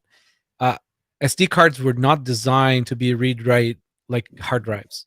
They will break very fast. Yes, Martin, I have standards. Fuck Raspberry Pi. the best, like one of the best parts about Dispatch, I just want to say thanks to all the freaks joining us in the live chat. I know this is an earlier time than usual. I know that we have a lot of new freaks in here because we have the European side, and maybe a little bit of Asia on the opposite side. We have like the late night Asian crowd versus the early day Asian crowd. It's pretty crazy just like thinking about time zones and thinking about global, like how global this space is. Like when I'm trying to decide when this stream goes out every Bitcoin Tuesday. So that's just a cool concept. I think this is the fact that we have them berating us in the live chat while we're going is very unique to this show. That's just automatically broadcast. No one is, yeah. I mean, like fuck censorship and shit. I mean, like I obviously MVK disagrees with me on this, but I don't block people. I don't mute people. So I'm glad this is. Well, Matt, it's the way just it because is. you're not a time maximalist yet. You will learn that in time. You're a young grasshopper. We'll see. So before we wrap up that topic, thank you all you freaks for keeping us honest. Before we wrap up this topic, I mean, do you want to mention who you're talking about when you talk about SD cards? Because they were just on this show 2 episodes ago, and that's my dog reminding us who they were. I've actually discovered it in the chat. I didn't realize they were using SD cards. Yeah, so this is Start9 Labs uses SD cards, and we talked about it in their episode. I had Proof of Keys Keegan, co-founder of Start9 Labs, on the show 2 episodes ago, and we discussed this specifically.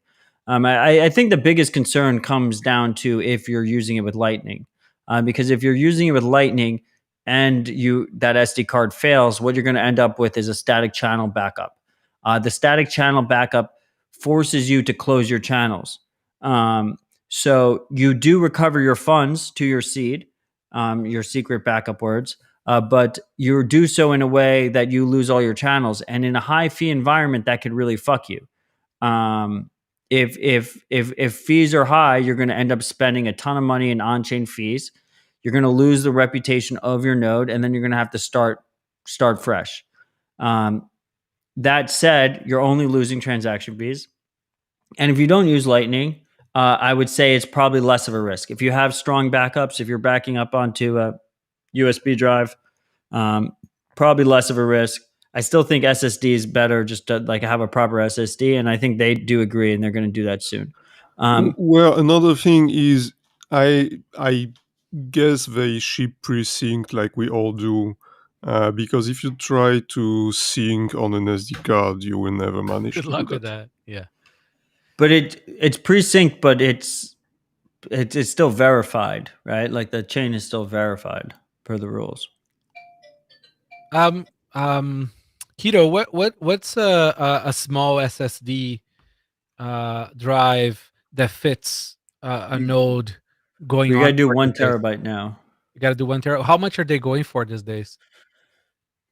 It's like $30. $80. So we recently switched to the Samsung Evo's 870 SATA SSDs because they just came out, and actually that explained finally why we had trouble getting the 860s.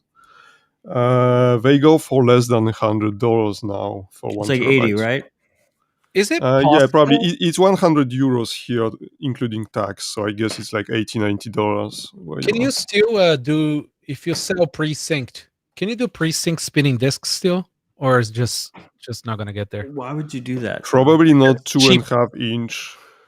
Yeah, because it's really cheap, Matt. Like, yeah, but it'd be so bad. Like that's what the original Casa but did. you guys are buying Raspberry Pi. The originally Casa was RPi 3s with spinning disk, and I was like, guys, like you're just like fucking people. Like they're gonna be so angry at you, and then they were just so angry at them. Like, what did you expect? In Like, one of my early prototypes, I actually bought from Western Digital. Used to have a range of accessories for Raspberry Pis and SBCs, and they had these very low power 2.5 inch hard drives. They were like 3000 RPM, like slower than anything you will ever find in a computer, and it was basically taking longer than a micro SD. I still have, to this day, I still have friends and family that they think that they owe me considerable favor because I approached them and I was like, I can make your computer better, and I just replaced their spinning disk with an SSD. That's all I did. And I fucking did it. They're like, oh my God, you're a fucking god. Like no one should fucking use spinning disks. Yeah, the SSD is the best upgrade you can get for any computer. Have you looked into the, how do they call these things? OnLogic has them. It's called, it's a Celeron based, but it's like a special fanless board. Where is the name of the board? That's what I kind of like about Raspis. It's like you can just buy like one for 70 and just not even use it with a fan or anything, and just like fucking destroy it. Oh, but there is a whole industry of fanless for all kinds of stuff. I sent a link on the private chat for yeah, I got that. Yeah, I didn't play with this. I think it's mini precisely, ATX. but some J series definitely. I have a few home built things on top of that. But actually, I'm rather looking in the latest generation of embedded Ryzen from AMD. Okay, yeah. because they also have this memory encryption feature, which is in the silicon, it's just not activated in software yet. Right. And I'm harassing the local importer to get the BIOS with this feature enabled. Not saying that there is an x86-64 AMD-based Nodo coming anytime soon, Oh, but it's sounds like there definitely is. something we are looking at for the What upcoming do you? years. Who do you think you are, man? Like, okay, you're looking at it. Got it. The NVK. Do you want me to? Should I put this up on the screen? What is the? The on logic or the Yeah, the on logic. Do you want me to put that on the screen or? Well, I think it might just confuse people. But anyways, there is a whole line. If you type, Apologies. yeah, if you do like 386, like, so on Logic, they used to call Logic Supplies. These guys are great. Really, really professional outfit. If you go, Matt, click on computers. No, I can't click on fucking shit. We want to click on shit. I don't know. You can't click on stuff. I have to like. That's it's Never just mind. an Anyways, image. if It's a anybody still goes, image, bro. anyways, if anybody goes on logic.com and then click on fanless Oh, computers, logic. Yeah.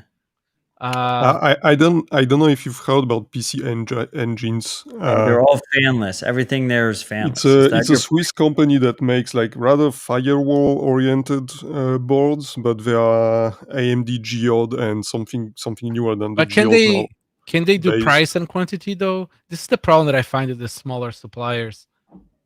Yeah, that's a big issue. So PC engines can definitely do quantities because they are selling like tons of rack mount Right. hardware now. We have some small scale Nodo rack prototype. Actually, we have two of those in a one rack unit chassis. So you get full redundancy inside a low power, like 30 watts server. Yeah, the HSMs we built for CoinKite way back in the day, they were all fanless industrial like boards that we potted the whole board, the whole computer board, in a fanless case. It was pretty cool stuff. So for the record, it's during this kind of discussions back in 2018 that NVK told me that we should add a kill switch in the Nodo. Yeah. And the dojo has one. They all have now. Oh, the Nodo one has a kill switch Yeah, as well. now the Nodo one ships with the kill switch and full disk encryption as well. So this idea is the device is encrypted, but only if it's running, it's not. So it needs to turn off to be full disk encrypted. So in the very very impossible case that someone would steal your device while it's connected to the power and try to freeze the memory to extract the encryption keys, before they manage to open the case, the memory will have the power cut and the keys won't be there anyway. Right. Yeah, that's a cold boot attack. When they open the case, the power gets cut. And also, if you plug a cold card to your CK bunker to your Nodo, you can actually put the cold card inside of the case, so the power to the cold card will be cut as well. Yep. Well, that's cool. Yeah, that's for the CK bunker stuff that we ship. I dig it. Yeah, I mean the kill switch is a really cool concept, and then you have the RAID, right? So like not only like we were talking about the issues with SD card, not only do you have one SSD in the Nodo Dojo, you have two, right? So one is mirroring the other. Yeah, and a little known fact is that the Nodo ones that were shipped after we activated the encryption actually have only one SSD, but it's configured in a way that if you add an external one, you can make a RAID one with the internal and the external SSDs. I'm pretty sure it's the only major node package that is full disk encrypted. I think everything else is like individual. Yeah, so this is the thing, right? Like nobody should be running any computer of any kind without at least basic full disk encryption. Like There is absolutely no reason for that. I mean, and this is, to be clear, this is for a physical type attack, right? So you have a person who has physical access to the computer.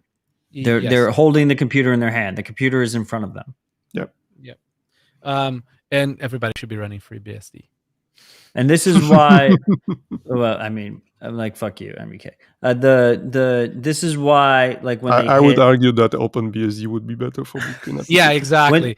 But we're okay, BSD guys, maximalists.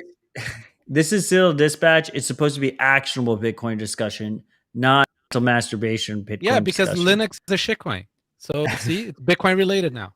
This is why this idea of a kill switch, this idea of full disk encryption is why when they hit Dread Pirate Roberts, they hit him in the library while he was accessing Silk Road. This is why when they hit the BTCE guy, they rammed through his driveway gate while he was on his computer. And then he ran outside in his robe, angry at them. And then they ran inside and he was still signed into his computer and it wasn't off. If that computer's off, then all of a sudden they have to brute force his encryption password. And if it's a strong encryption password, you could be the mightiest government in the world. You're not going to fucking get into that encryption password. Well, it's complicated because okay, but the point is, if it was very easy for them to do it, they wouldn't bust in his fucking gate with a fucking minivan, right? Yeah. So, well, a little bit of parallel reconstruction there by law enforcement, because I'm sure they had already illegally found what they had. Right. They already knew what they needed to know. just like DPR, right? But Yeah. but the thing, the problem with disk encryption in general is that if you're not running, say, FreeBSD and building from source, it's possible that whatever package you're using to do that encryption could be compromised. But that's like, we're talking about like a much deeper sort of like tinfoil hat, and partly reason too on why people shouldn't use general purpose computers for like, as hardware wallet, right? Like it's because of that. There is a massive stack of stuff that you can't possibly verify. There is smaller packages that are harder to use. But anyways, so it goes into that deep rabbit hole about that. Yeah, so also one funny thing I'm working on actually is I figured that with all this systemd and other launching methods on Linux, which piss me off, I will be switching all the service starting on the Nodo, at least in the encrypted part. Because full disk encryption is nice, but you need somehow to enter the password at some point. So the eMMC on which we initially boot is not encrypted and just shows you the page asking for the encryption password of the SSD, which runs all the software actually. See, that's the beautiful thing, right? Like, you guys know what you're doing. So there's a massive difference between Nodo. And by the way, Anthony was very funny there. If you care about privacy, so shout out to Anthony Ronning in the comments. If you care about privacy, you shouldn't go outside. So this is a difference between You're Nodo, not even allowed to if you live in Canada right now, right? So. And Keto. So like Keto from Nodo, like these guys are building the package from scratch, right, of the OS that they run. So they're picking out the libraries, they're picking how things are being done. The average person running Ubuntu, it's not a great idea. Fucked, right? Yeah, I'd rather use OS X than Ubuntu. But what about Windows? No, I mean, Windows is not a software; it's a virus. So like, we don't even go there. but you don't even realize, like, 70% of Bitcoin Twitter uses Windows. Yeah, but they might not for their Bitcoin purposes. No, a lot of people use Windows. A lot more people than you think are using Windows. But they can go fuck themselves. I would say in the Nodo user base, it's probably 40% Windows, 40% Mac, and 20% anything else. Oof. But anyway, yeah, to end my point, so with this new launching process, we actually can run the full Nodo software stack on any OS, which means that just by replacing the binary names in the commands that download them from the official repositories, we can switch to BSD or whatever we want. That's awesome. Cheers to that. Happy Bitcoin Tuesday, freaks. This has been a fucking fantastic conversation so far. Do we get to 55 this afternoon? I love that. Bisc just pumps and dumps while we're on air. It's like fantastic.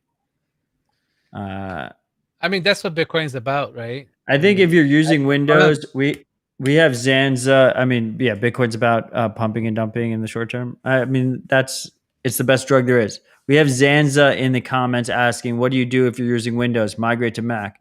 I really do think that Pop OS. No, fuck you. I think Pop OS is like a very good beginner Linux distro. Don't listen to Matt. Just use a Mac. That is very functional, and you don't have to deal with fucking trusting Tim Apple with all what apps you use and shit. Like he's gonna decide, and like in the next 2 years, he's gonna start deciding. Like I understand the new iMac is sexy as fuck because it is, but you know, at some point you have to fucking draw the line. Like they're just deciding what you can and cannot run, and they're making it very difficult. So here's the thing. I agree that the stock Mac OS sort of has a little bit too much of a cock in your face. They need to tone that down. But aside from that, you can turn all that shit off. It's still like what people don't understand about Macs is that they actually come from the BSD lineage, you know, of real Unix. And they are fairly hardened machines. They do a lot of stuff right. If you look at Catalina and the next versions, they're like a very well installed hardened BSD system with all the system files read only and only the user stuff read write. It's like they basically applied all the best practices. Yeah, so it's the real deal, right? Like when maybe people just don't know the history, right, of like how Unix sort of evolved and how sort of like things went in each direction.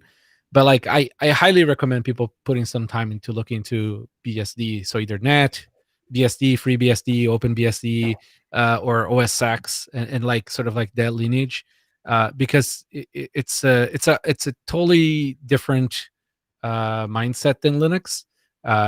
It was always move slow and don't break things, by the way, as opposed to Linux, move fast and break things. And I don't know, the BSD project was run a lot like Bitcoin in a way, and it's very true to Unix. I mean, if you want to give the freaks like the quick 1 minute chill, you're welcome to give them that chill. About BSD? Yeah. No, just download and use it.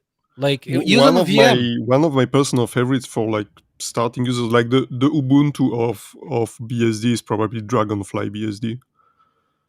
There you go. No, what's really cool about BSD is like say you're somebody who have like command line capabilities, okay? So you're at that level. You have some like you can. Everyone has command line capabilities. They just have to fucking do it. Yeah, but let's say you're already there, right? So what you do is say you're running a Mac machine or a Windows machine or even a Ubuntu machine, right?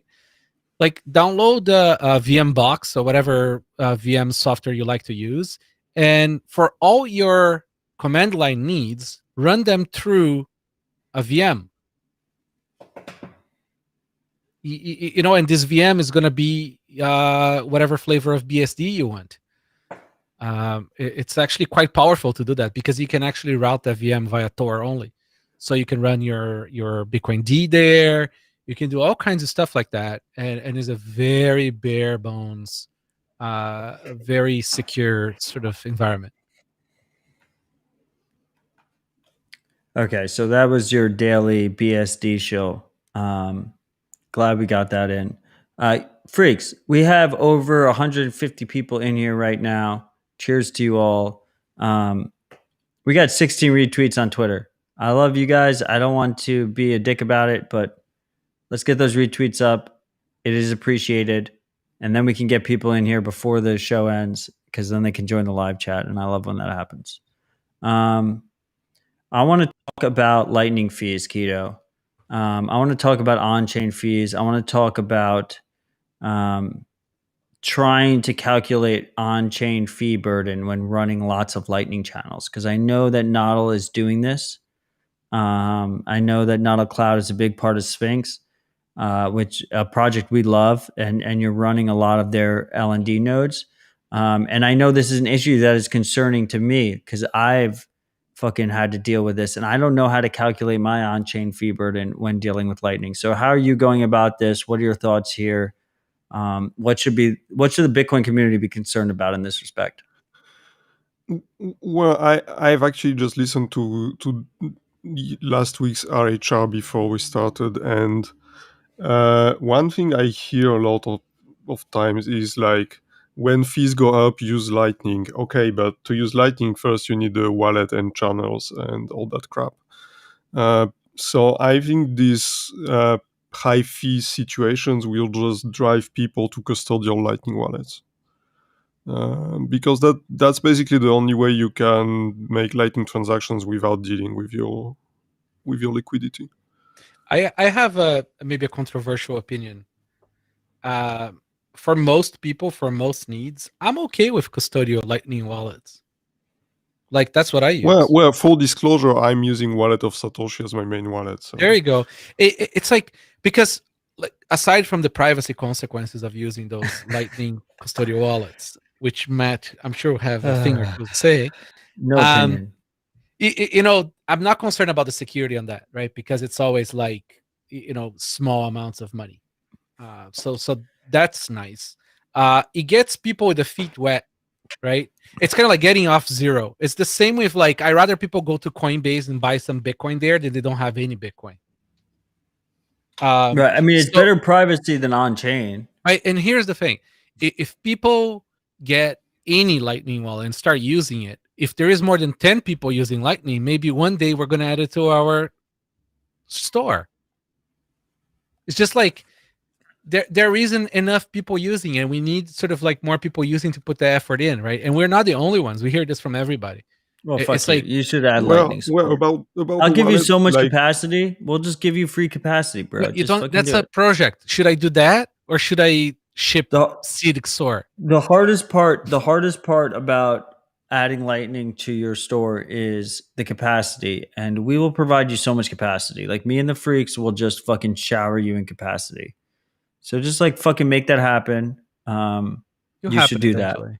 That. As for custodial wallets, I mean, the real thing is, like, I think the cool part about Lightning is interoperable custodial wallets.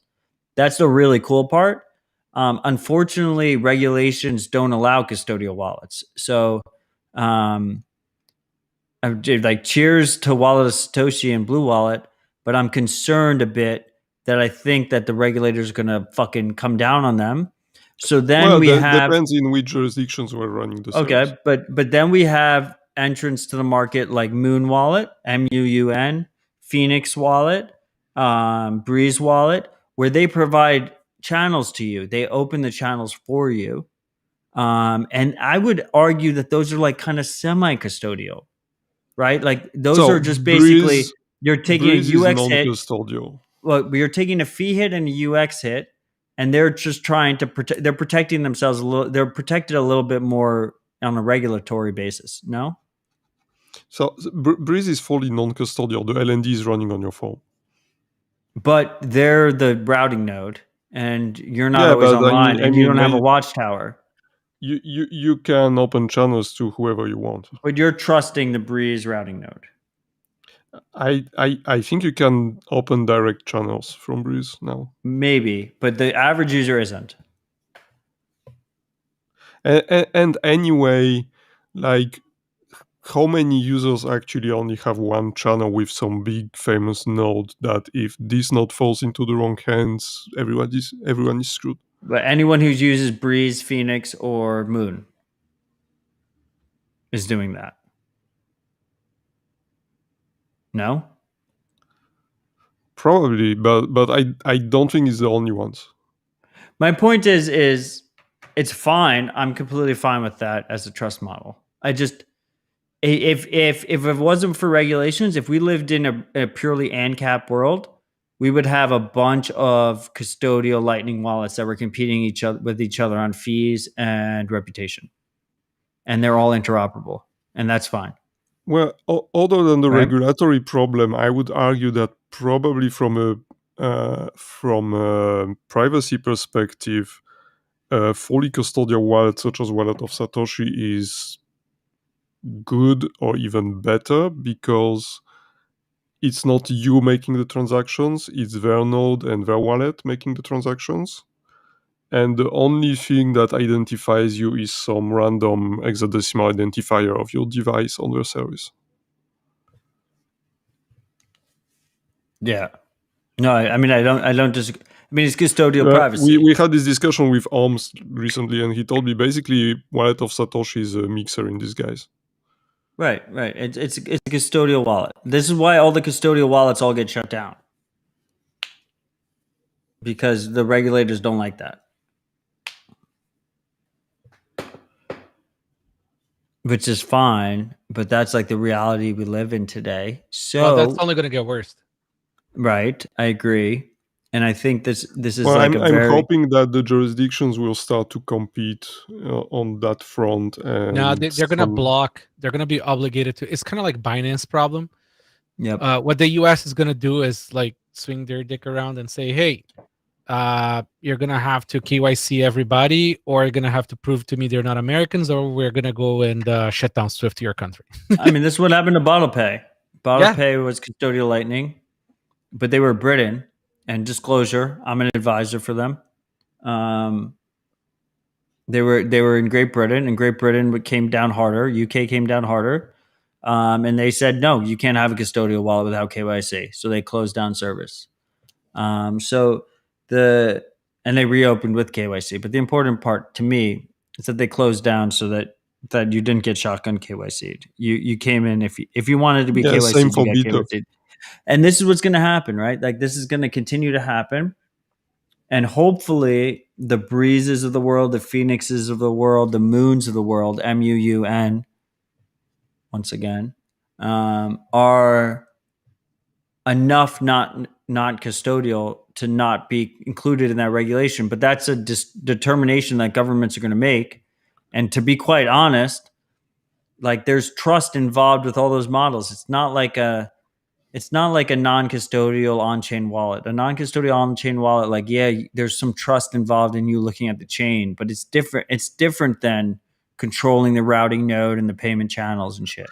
Well, also, as someone mentioned in the chat, I think that ultimately when the regulators decide to shut down any Lightning custodial service, they will come at the hosted nodes too, because if you have another cloud instance, you're managing your LND, but at the end of the day, we have physical access to the server, and by complicated ways, we can access your wallet. So I think in front of a court or a regulator, it can be proven that we are a custodian. Yeah, I mean, you're the next level after Breeze. Yeah. And those, right? But like, and that's I think also why we have servers in two very different jurisdictions, and we can just move all the servers from one. I think most Western jurisdictions would argue that you're not a custodian, and I think that's like a free speech privacy issue, and we shouldn't have to rely on that. But at the end of the day, this is a global movement. If asked as an IT expert, I would say we are. Right. Yeah, no, I mean, I 100% agree with that. I wasn't going to bring that up on air, but here we are.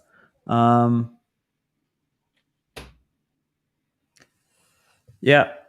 So, all that said, even running a BTC Pay with a hot wallet makes the service provider a custodian. Right. I mean, look. At the end of the day, regulators are going to regulate, and they can do whatever the fuck they want to do, right? And we don't want to give them. We want to talk. I think it's important that we talk about this stuff publicly, but at the same time, it's important that it's a little bit different when it's publicly broadcast and recorded forever. But all this stuff should be talked about, and should be on the top of everyone's mind. Like people should be considering this when they're creating these products, when they're working on this stuff. when they're thinking about the threat models, you have to consider all of these aspects. But remember, right? If you're creating a custodial service and you look pretty, you're gonna have to do KYC, or you're gonna end up in jail being pretty, and that's not gonna be fun. Right, but the whole point here is that there's different layers, right? Yeah, It's not just black and white. Yeah, we're gonna have a mix of everything. That's just how Bitcoin is. Yeah, and the friction that the regulation adds really fucking hurts the individual citizens of any given jurisdiction. So it's something that government should consider. That if you can reduce that friction, you're going to have more competitive business in your jurisdiction, and they'll pay you better tax rates. Okay, so all that said, lightning fees, like it's this idea of I don't know when my channel is going to close and what the minimum size is going to be. If we have a average freak who is running a routing node and they're trying to set that parameter, what is their minimum channel size, Keto? What should their minimum channel size be? Like what should they be thinking about when they're deciding how they're going to run their little humble Tor only routing node that is supposed to I would fight the rather big boys? say if you're running a node for yourself for routing and you're not in a business situation when you have someone waiting for you to open channels like we are, just open it with very small fees and wait for it. But what minimum size? I don't know, maybe 500K to 1 mil. I'm a little bit torn because I made the stacking sats node. I made that 500K, but I think it's a little bit charitable, right? Like I'm just doing that because I want the freaks to have an accessible node to learn. But like I feel like 500K is way too low, and I think 1 million might be too low too. Well, 500K is a lot of money right now. Right. 1 million is 500 or 550, right? Yeah. So 500 I is actually about plugged in some $250. old test nodes recently to make some tests of the latest upgrades, and I found some old Lightning wallets with amounts which seemed ridiculous 2 years ago.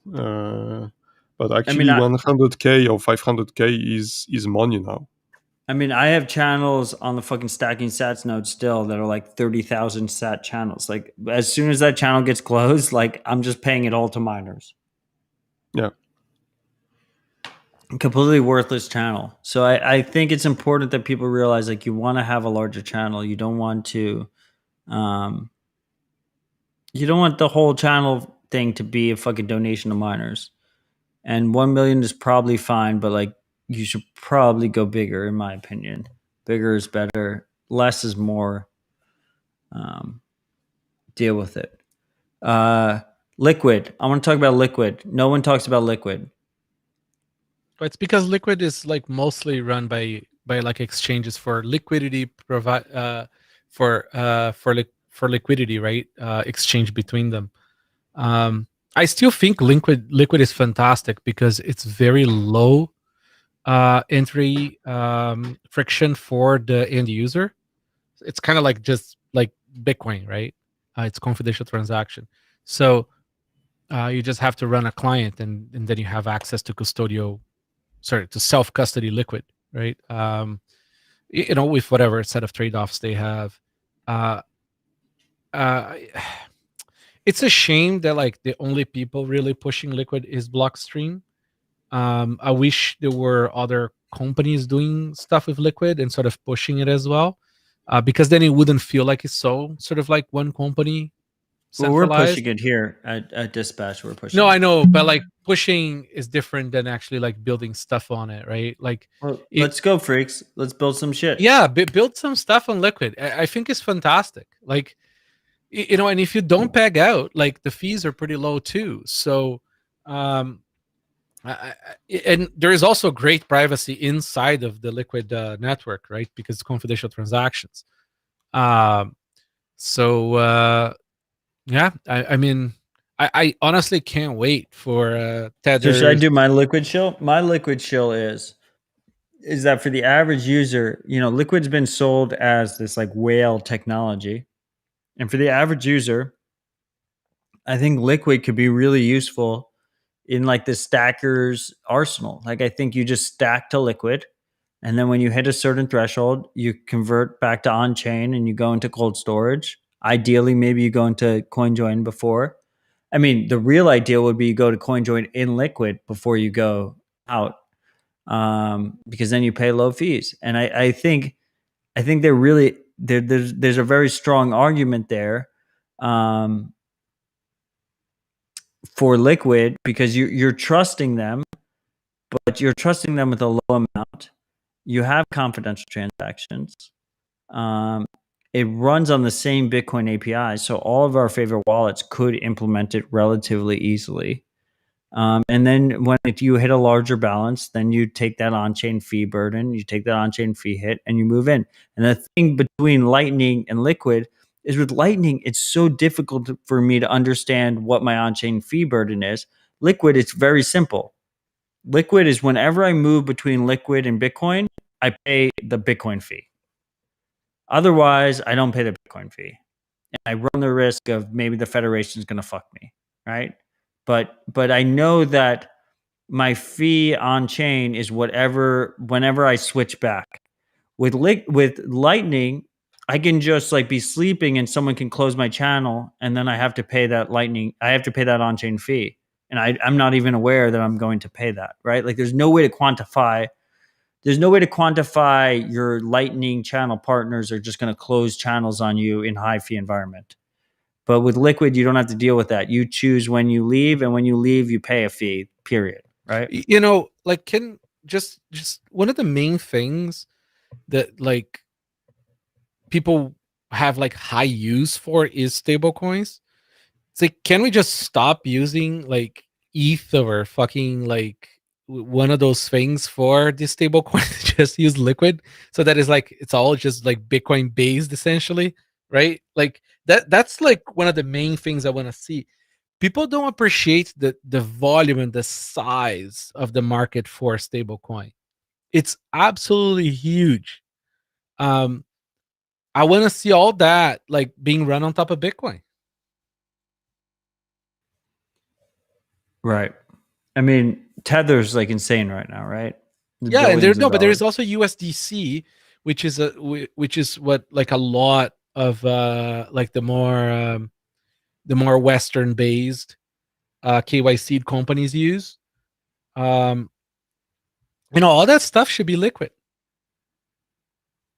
So then you can take custody yourself of that shitcoin, of that Right. shit stable coin, whatever you want to call it, right? And we would probably support on Cold Card eventually because it is Bitcoin Curve. It's confidential transaction, right?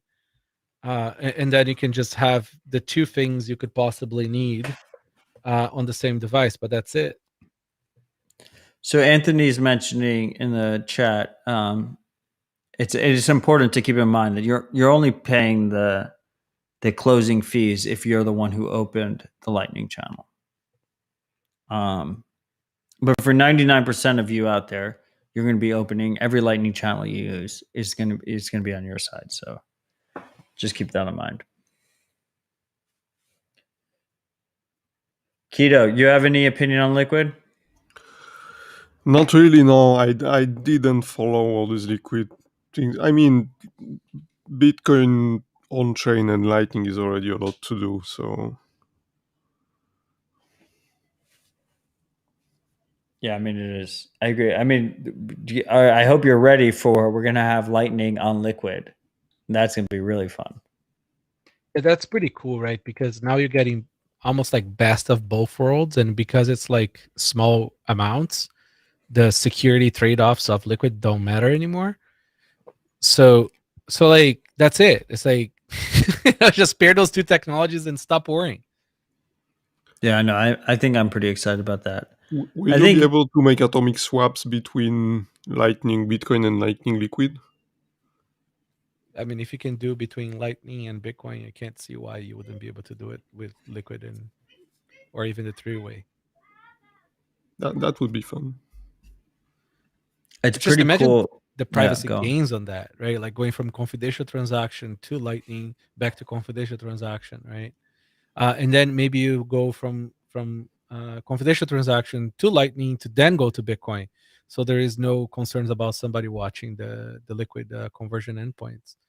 Well, I mean, I've been thinking about this a lot recently. Is that this idea of coin join in Liquid would be really fucking cool, because you could just have, you can have like a Liquid NFT mixed with 10 Bitcoin, and you don't need to have equal outputs because you have confidential transactions, confidential assets. They don't even know what's in the transaction, so you can just That's mix right. whatever you want to mix. But the problem is it's almost like Blockstream's worried about the regulatory burden that they have. And this is something that NVK has been talking to me a lot about behind the scenes, is like this idea of like many liquid networks interoperable, right? And like, you want to talk about this a little bit, MVK, like this concept? Yeah. Like, So I think the biggest problem right now is that there is no competition or parallel distribution of another federation, right? So essentially, the best thing for Liquid that I think Blockstream should do is make it easy for somebody else to run a competing federation. Because now it doesn't look like it's centralized on them anymore. It puts them at less risk of regulatory capture. And it gives them more plausible deniability as well, because now you can have like one Liquid Federation sort of sending and receiving transactions from another one. To me, the ultra validation of the Liquid technology would be when you have like, I don't know, like dark markets having a dark market Liquid Federation. That'd be pretty hilarious. that'd be dope as fuck. I mean, theoretically. it's the same for Lightning, right? Until we see these technologies being used by people who actually need them, it's hard to see them taking off. So do you agree with the haters that say, Lightning, Liquid so far have been a failure because we haven't seen darknet markets integrate them? So I'd say the word failure is retarded to use on this. It's like Questionable word. Yeah, because like these are new technologies, right? And they're layer 2, so they're gonna always enjoy less penetration in the market than the base technology, right? Right. And it's gonna take longer for them to reach like proper critical mass. It's a matter of time and market size, right? But they will sort of get there, and Bitcoin fees are gonna get them there. So, I mean, do you have an opinion? I mean, specifically with dark markets, I mean, it seems they're to Monero right now. Do we think this is like a temporary thing, or? I don't know. I mean, like, it's not a market I watch anymore at all. Right. But the problem with Monero is that like all the law enforcement needs to do is essentially watch the exchange between Monero back to Bitcoin, right? And that's probably what they do. So it's tricky, right? Because if you're not hidden in the noise, right, it's very hard to do privacy. So even if your little island is fully private, so yeah. But I guess my point is like, I'm not necessarily, to my FBI agent that's listening, I'm not necessarily saying that I'm not defending a dark market usage, but I think that dark market usage kind of, It's validation. There's like a flag bearer of how well your currency is working in real life, right? Like in a proper adversarial environment. Like the cool part about Bitcoin to me has always been that it's functioning in this adversarial environment and it's surviving in it, right? And it's like every day, like we have to deal with fucking FUD and attacks left and right. And the pure form of that is the darknet markets, right? Let me ask you that as a dark market operator, would you want to have to deal with hot wallet channels, liquidity, running your own node? You have so many other problems to take Never care of. run Lightning. I would never run Lightning if I was a dark market operator. Yeah, I mean, but remember, right? Like all these guys still need to start their wealth somewhere, right? And they're going to probably start in Bitcoin, so they have to still go back to Bitcoin from the Monero. So they're always going to be screwed that way. If you want to talk about failure in Bitcoin, it's like porn, right? I mean, porn providers want credit cards because it's a pull kind of relationship with the customer is supposed to push, right? So Bitcoin and all kinds of crypto in general don't work for porn because people are not going to forget their memberships there or too easy to cancel. Yeah, no, not even that, right? I mean, like part of the industry also is just selling your information and your not stolen credit cards to other guys, right? That will also charge those cards. So porn industry has not adopted crypto absolutely, like at all. Like you can't. But they're just gonna have to deal with it, right? Like we're leaving the pull system. It's gonna be a push system. They're gonna have to fucking deal with it. Coinbase is gonna be able to let them. No, they're gonna have to deal with it. They're gonna have to. No, the majority of their customers aren't gonna come from Coinbase. I don't know. Why not? Majority of the customers are on MasterCard and Visa. Why would we got Plastic Wang? We have a guy called Plastic Wang. Ironically enough, asking who pays for porn. Well, obviously not someone who has a plastic wang, but maybe the glass wangs they do pay for porn. No, I mean I'm just fucking with industry. You. But yeah, no, I think the pay porn stuff has a new resurgence lately. And I think this is something we can talk about Dispatch that we can't talk about on regular Tales from the Crypt because Marty's super against porn, so we're not allowed to conversate about it. This idea is like we have like the new porn influencers, right? Like we have like the Twitter porn people, we have OnlyFans, and we have Sphinx now. Sphinx chat. There's multiple tribes in Sphinx that are using Lightning to pay for porn on a per picture basis. I think we're making a new resurgence as a society towards paid for porn. Well, I mean, porn disagree? Yeah, well, I mean, these porn actresses are essentially using the old patronage system right now, where like it's almost like Patreon but for porn, right? Like that's essentially what OnlyFans is. It's like people subscribe to their stuff and essentially maintain their lifestyle. I mean, it's a healthier relationship. We're gonna have push. But they're gonna have to switch to push. They have no choice. Is my point. Like it's gonna be push payments, and they're gonna have to evolve their business model, and they're gonna do fine. Yeah, no, it really is. I like how Keto just went quiet. He's like, okay, I don't want Marty to be angry at me. Gotta be quiet. No, so someone reminded in the chat that Pornhub accepts Bitcoin crypto. Well, they started accepting Dogecoin Dark. Do you remember what Dogecoin Dark became? Verge. And then they started with Verge currency or whatever. Man, I'm really out of the loop on the shit coins. It's hard to follow. I never heard of I think that one. I love it. All of our freaks that are live right now are just being censored in the live chat because none of the live chats will let them type in porn. So that is great. Okay, so we talked about Liquid. That's fantastic. Both of you guys agree that Bitcoin's designed to pump forever. What else do I have here? I'm starting a new organization called OpenSats. Have I told you guys about this? Quiet. I think I know something about it. Yeah, maybe.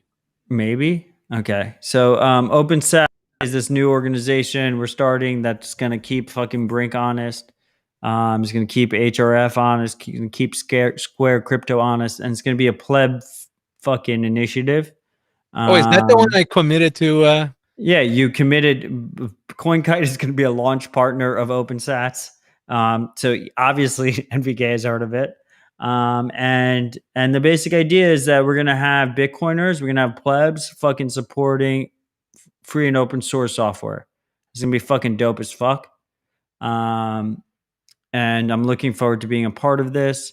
I am on the board. It's 9 of us, all heavy hitters. I think you're gonna fucking love who's on the board. And I'm just excited. My plan is personally what I want to see is fuck the corporate donors. Thank you, CoinKite, for being a launch partner. But fuck the corporate donors. We're I far want- from a corporation. I want plebs to be donating $50 a month, and I want to put that towards open source development. Basically, I want a bunch of fucking plebs all donating $50 a month, and I'm gonna give you guys fucking swag and all this fucking shit, and it's gonna be fucking fantastic, and we're gonna support open source dev. That is the fucking plan. I'm very excited about it. I think we're gonna make a big moves on it in the next 3 weeks. But I was very anxious, so I said I'm going to just talk about it on Dispatch. So here we are. I think it's important. What do you guys think? I'm looking for the domain to get. OpenSats.com. We already have the domain. You can't steal it. Well, let me see if I can find a variation. I'm not going to. Who do you and think I it's am? hosted on the Nolo cloud.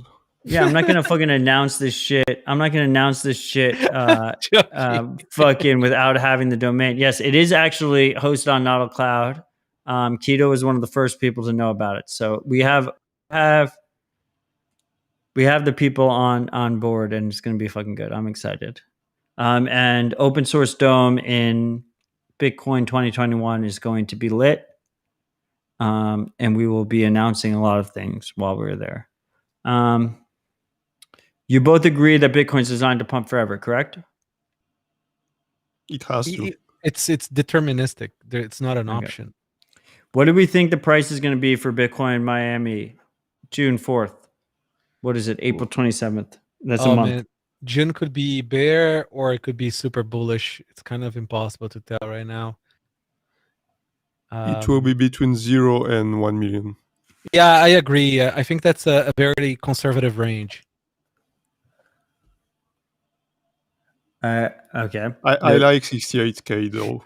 Maybe you like 68,000? 68,000? Yeah, just because, Motorola. No, 69,000. Because the memes. Can we please have a full 2-3 months on 69,000?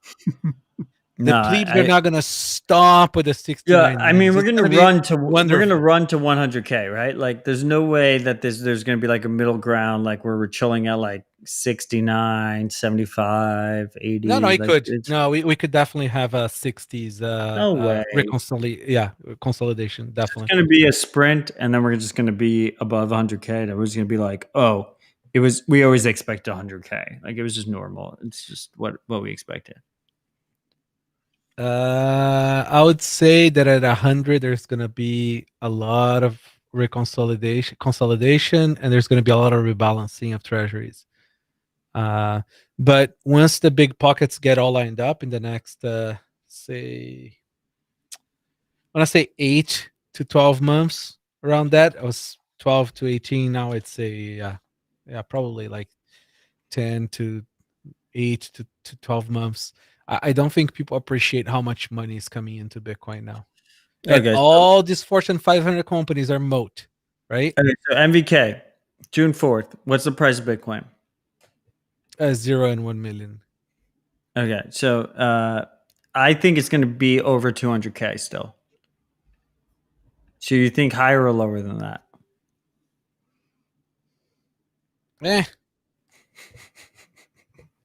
I don't do price predictions. We're aiming for the tech, but also you're a fucking bear. Okay? Keto, June 4th. You coming to Miami? I know MVK is not. You coming to Miami? We are doing our best. So far, we seem to have the appropriate paperwork to do that. No, wait, Matt, there's still a small chance. Like it's really going to depend if they're going to gulag me on the way back or not. Because I can go. They are going to gulag you on the way back. Like there's no way. Who knows? Like if they keep on flip flopping on a bunch of shit here. Yeah, MVK, just buy a house down here and just chill for a little bit. Well, if my family wanted to move, I'd move already there. Well, I mean, I'm happy to take you on a work visa if you want to join my company. I thought you were going to offer to marry me. We can get married. You want to get married? Yeah, like let's do, because then it's like slam dunk, right? I mean, my fiance would be a little bit upset. We'd have to get divorced before my wedding, but I think Hey, we could get listen, married. it's We can make it work. listen, if she takes too long to buy, somebody else picks it up, right? But I would 100% give you a work visa if you want to like drive my car. You know, we can make it work. So someone is asking me about the paperwork for the conference. So if you're traveling from Europe, you need an official paper saying the purpose of your visit. It can't be tourism. It has to be like a business trip or something. So I think the conference is providing this for you if you ask them. And then you have to provide either a negative test taken less than 72 hours before you fly, or a positive test less than 90 days before you fly. Yeah, What about a vaccine? it's just like the Stasi documents. Yeah, actually, it reminds me the time in '87 when we flew from communist Poland to France and we had to have an invitation from a member of the family. Yeah. That's so fucked up. No, this is absolutely like insane. Traveling right now is like torture. Like international traveling. No, I feel like America is like, as much as I'm upset, like I feel like America is like one of the last sane places. Like we're doing. Depends on which state you're in, man. I know, but that's the cool part, right? Like we Yes. can move between those states very Yes, easily. you guys have choice. There's no restriction. Like I can just fucking pack up the car and just drive to another state. You know, No one Canada stops. used to be a bit more federated, but now like it's been a lot more consolidation at the Fed. I have no restrictions to go down to Florida, and I'm in the worst fucking state there is. But I could also, if and I am going to be fair, is I'm just gonna fucking straight up leave the state, and there's no restrictions on that. So America does deserve some credit. Yo, no, I know you guys are the least worst system in the world.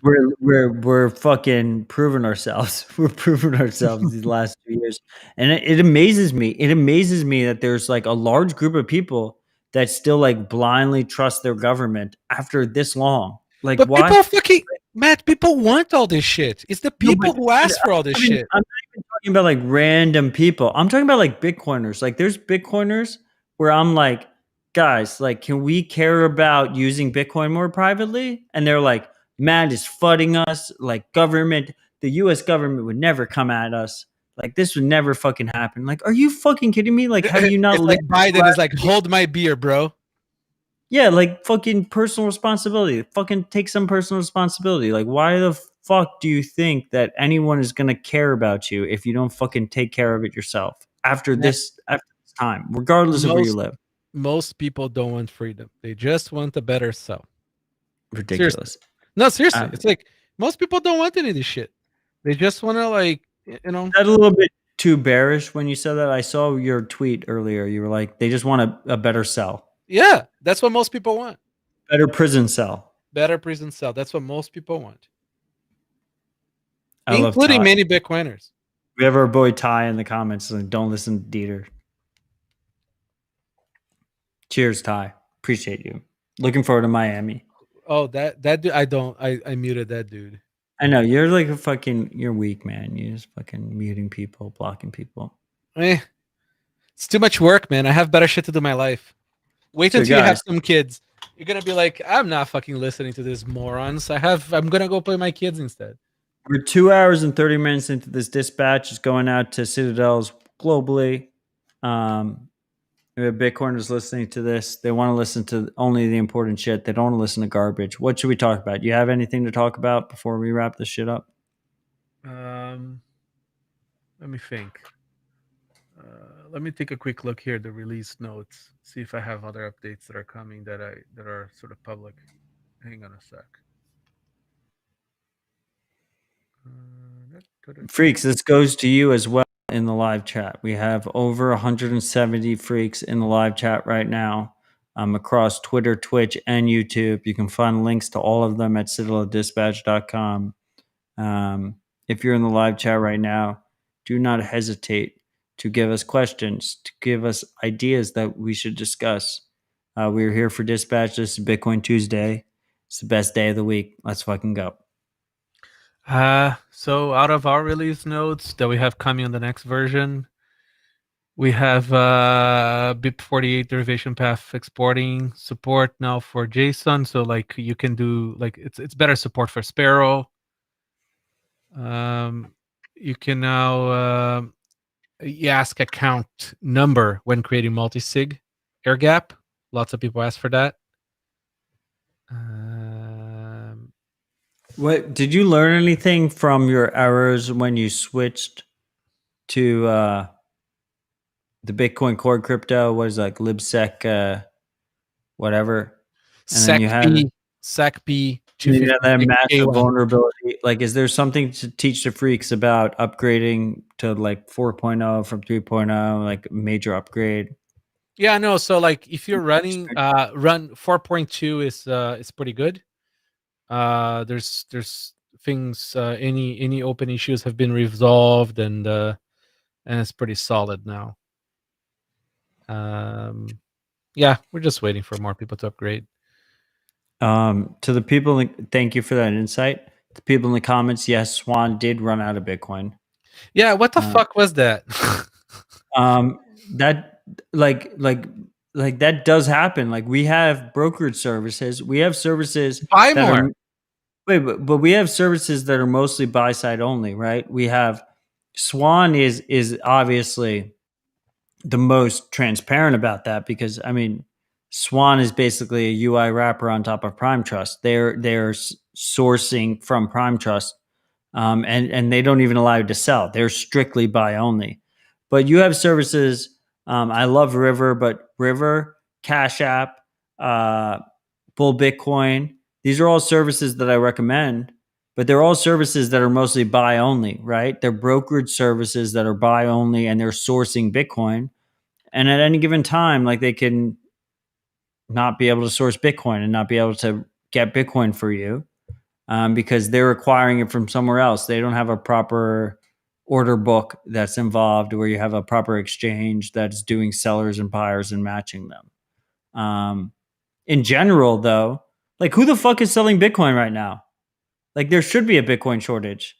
Like if people are telling me there's no Bitcoin shortage, okay, guys. Like I understand, like theoretically, there's no Bitcoin shortage because if there is one, then the price rises and then you can buy Bitcoin. There'll But always like, be a price, a Bitcoin shortage. That's the like who's definition of selling Bitcoin deflationary asset. There's only one group of people selling Bitcoin under 100K, and those are absolute dumbasses, right?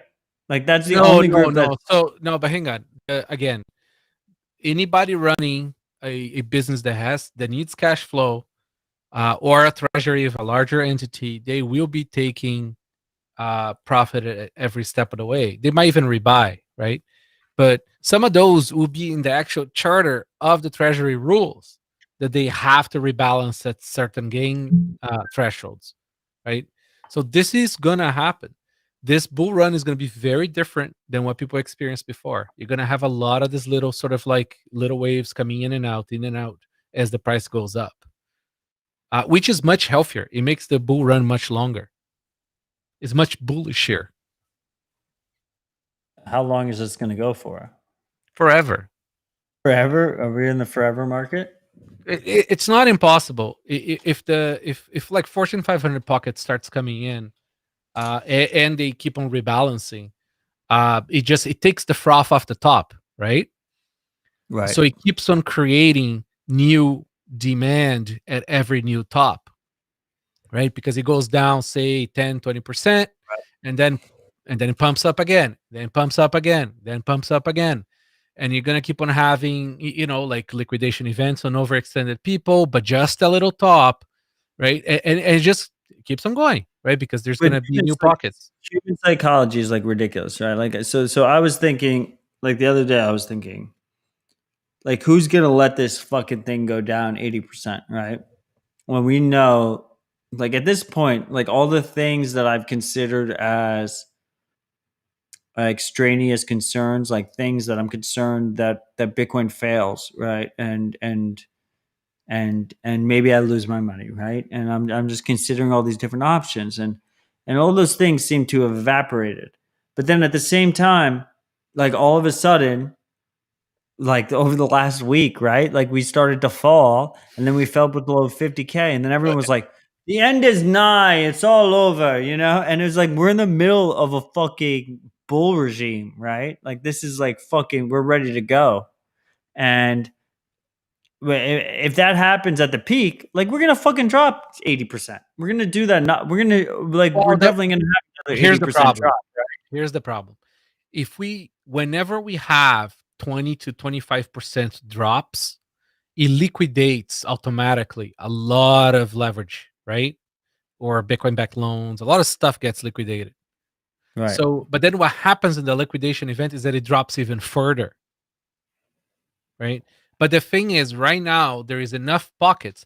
Did you see the buy candles at this last bottom, dude? Yes.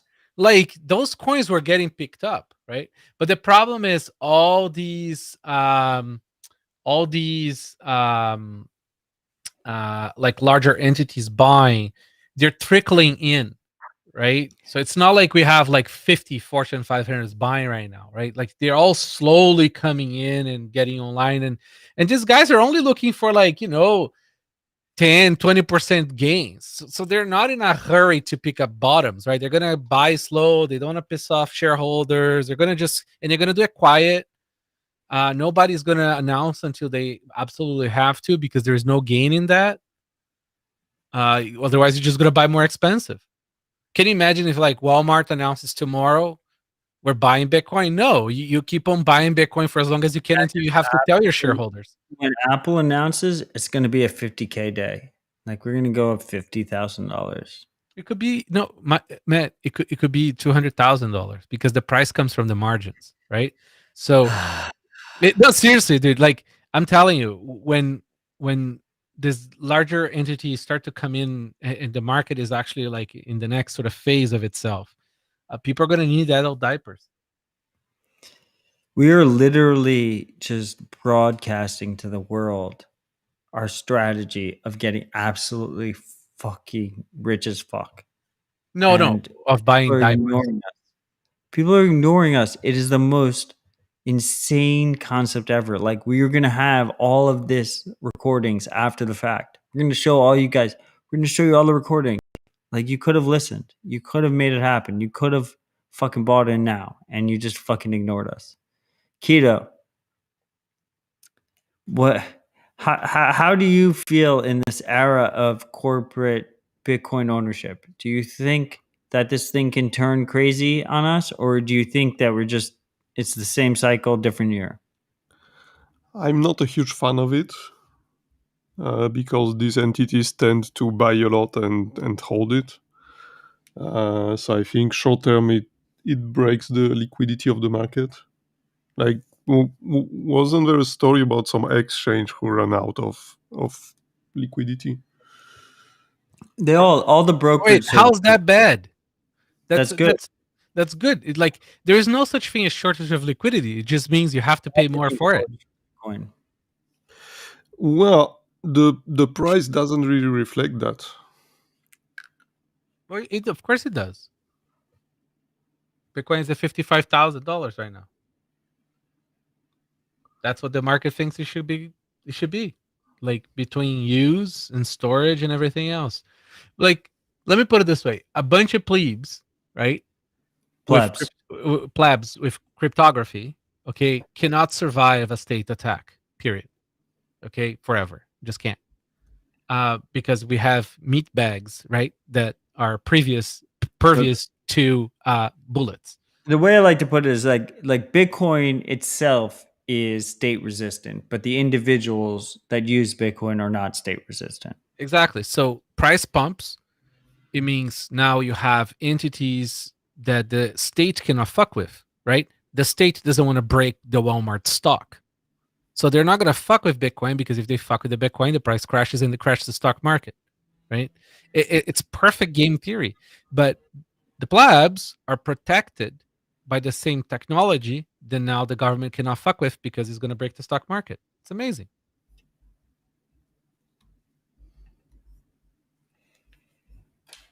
I love the plebs. I mean, you shouldn't buy stocks. You should just buy Bitcoin, right? Like why are you chasing the stock yields when you have a proper hard money? You don't have to deal with that shit. You don't have to think. Oh well, we have John disagrees with you hard, but in the comments. Well, but just writing the word disagree doesn't really help. Yeah, John, if you want to tell us why you disagree, we'll read it out loud. We'll make it happen. Anthony says as long as the corporations don't strong arm a fork. Yeah, but the thing is, like, they can't, right? Because like mining is distributed, right? And also a lot of the mining, so a lot of the stock market is in the US and a lot of the mining is, say, in China, right? This parties are at odds of each other. Like the game theory on Bitcoin is the more disagreeable entities that participate in the Bitcoin system, the safer the Bitcoin system is, because they will all disagree with each other. Oh, we're already there. Like if the threshold is what all of us disagreeing, we've made it. Exactly. We did it, fam. We did it. We're just we all hate scaling. each other. We all hate each other. We're just scaling disagreement. Yeah. We cannot agree on shit. We made it. Good job, guys. Taproot. Is that going to happen by November? I don't know. I'm running the USF client because why not? No, it's just that speedy trial doesn't mean anything to users. That's just begging miners to go and activate it with 90% threshold. We're not begging shit. We're just saying we're giving them the scenario where they can fucking activate. No, but see, if they fail to do so, there is no consequence. The whole point of speedy trial is that it's just a fucking flyer, right? The whole point is that you just give them a flyer. I disagree. I think the problem is you agree. No, you agree. That's the whole point. The whole point is you give them a flyer. If they accept it, then we don't have to fucking deal with any of the shit. No, that's not it. The issue is the consequences of a failure of a speedy trial, right? It's gonna be used as a flag of like, hey, the majority doesn't want this, right? So it could actually be used against us. And then people are going to be scared of the USF because, see, part of the power of USF is the game of chicken. And the game of chicken, like, you get huge advantages by your opponent not knowing, right, how much do you pack behind you, right? So in the USF, like, it's impossible to know for real how many people are running the client and how many people are going to follow that fork, right? So if we already told everybody with speedy trial that like some majority does not want it, well, that could be used as FUD.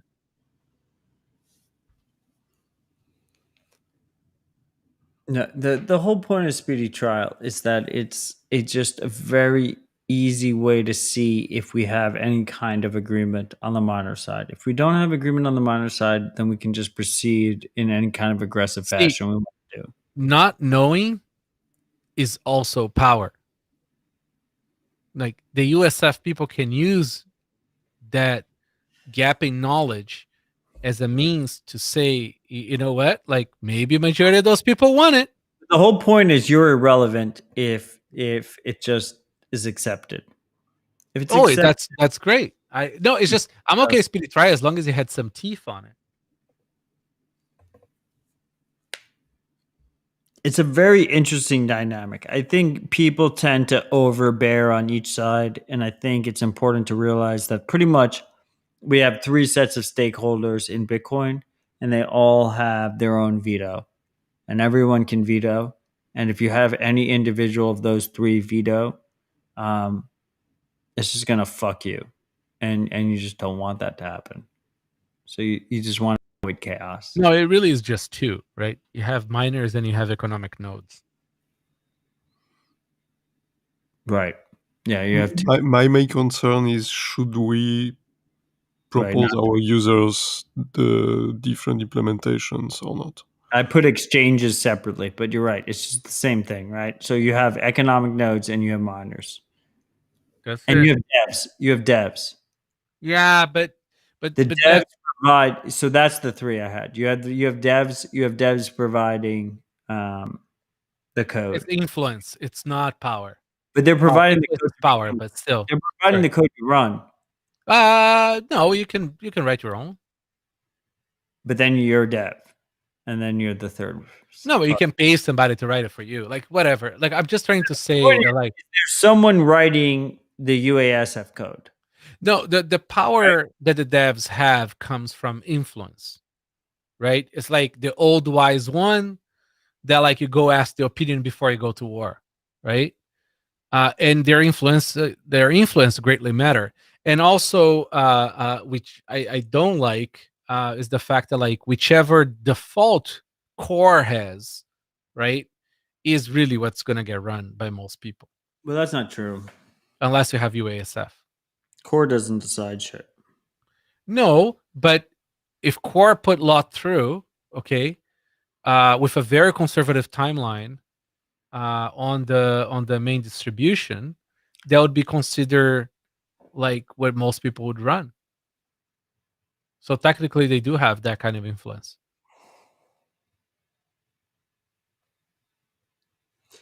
My point is that is that we need to have people thinking for themselves, right? We need to have people concerned about this, and the key aspect of Bitcoin is that it's very hard to change. Yeah, I mean, just having change is, it doesn't matter what your change is. Your change should be as difficult as fucking possible. And that is the key value prop of Bitcoin, is that it's just very, very, very difficult to change. So just having the mystery meat client already helps a lot, because people know that the average person could go and run it.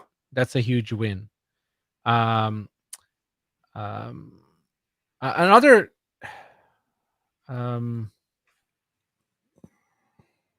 yeah. So another thing that like was bothering me before was that there was no contention on Taproot and Schnorr, right? Contention is a good thing because it brings scrutiny. What's annoying me is now the contention is over the activation method. And I also think that like Satoshi, everything should be activated by user activation. It's just like a fundamental way of looking at Bitcoin. Yeah.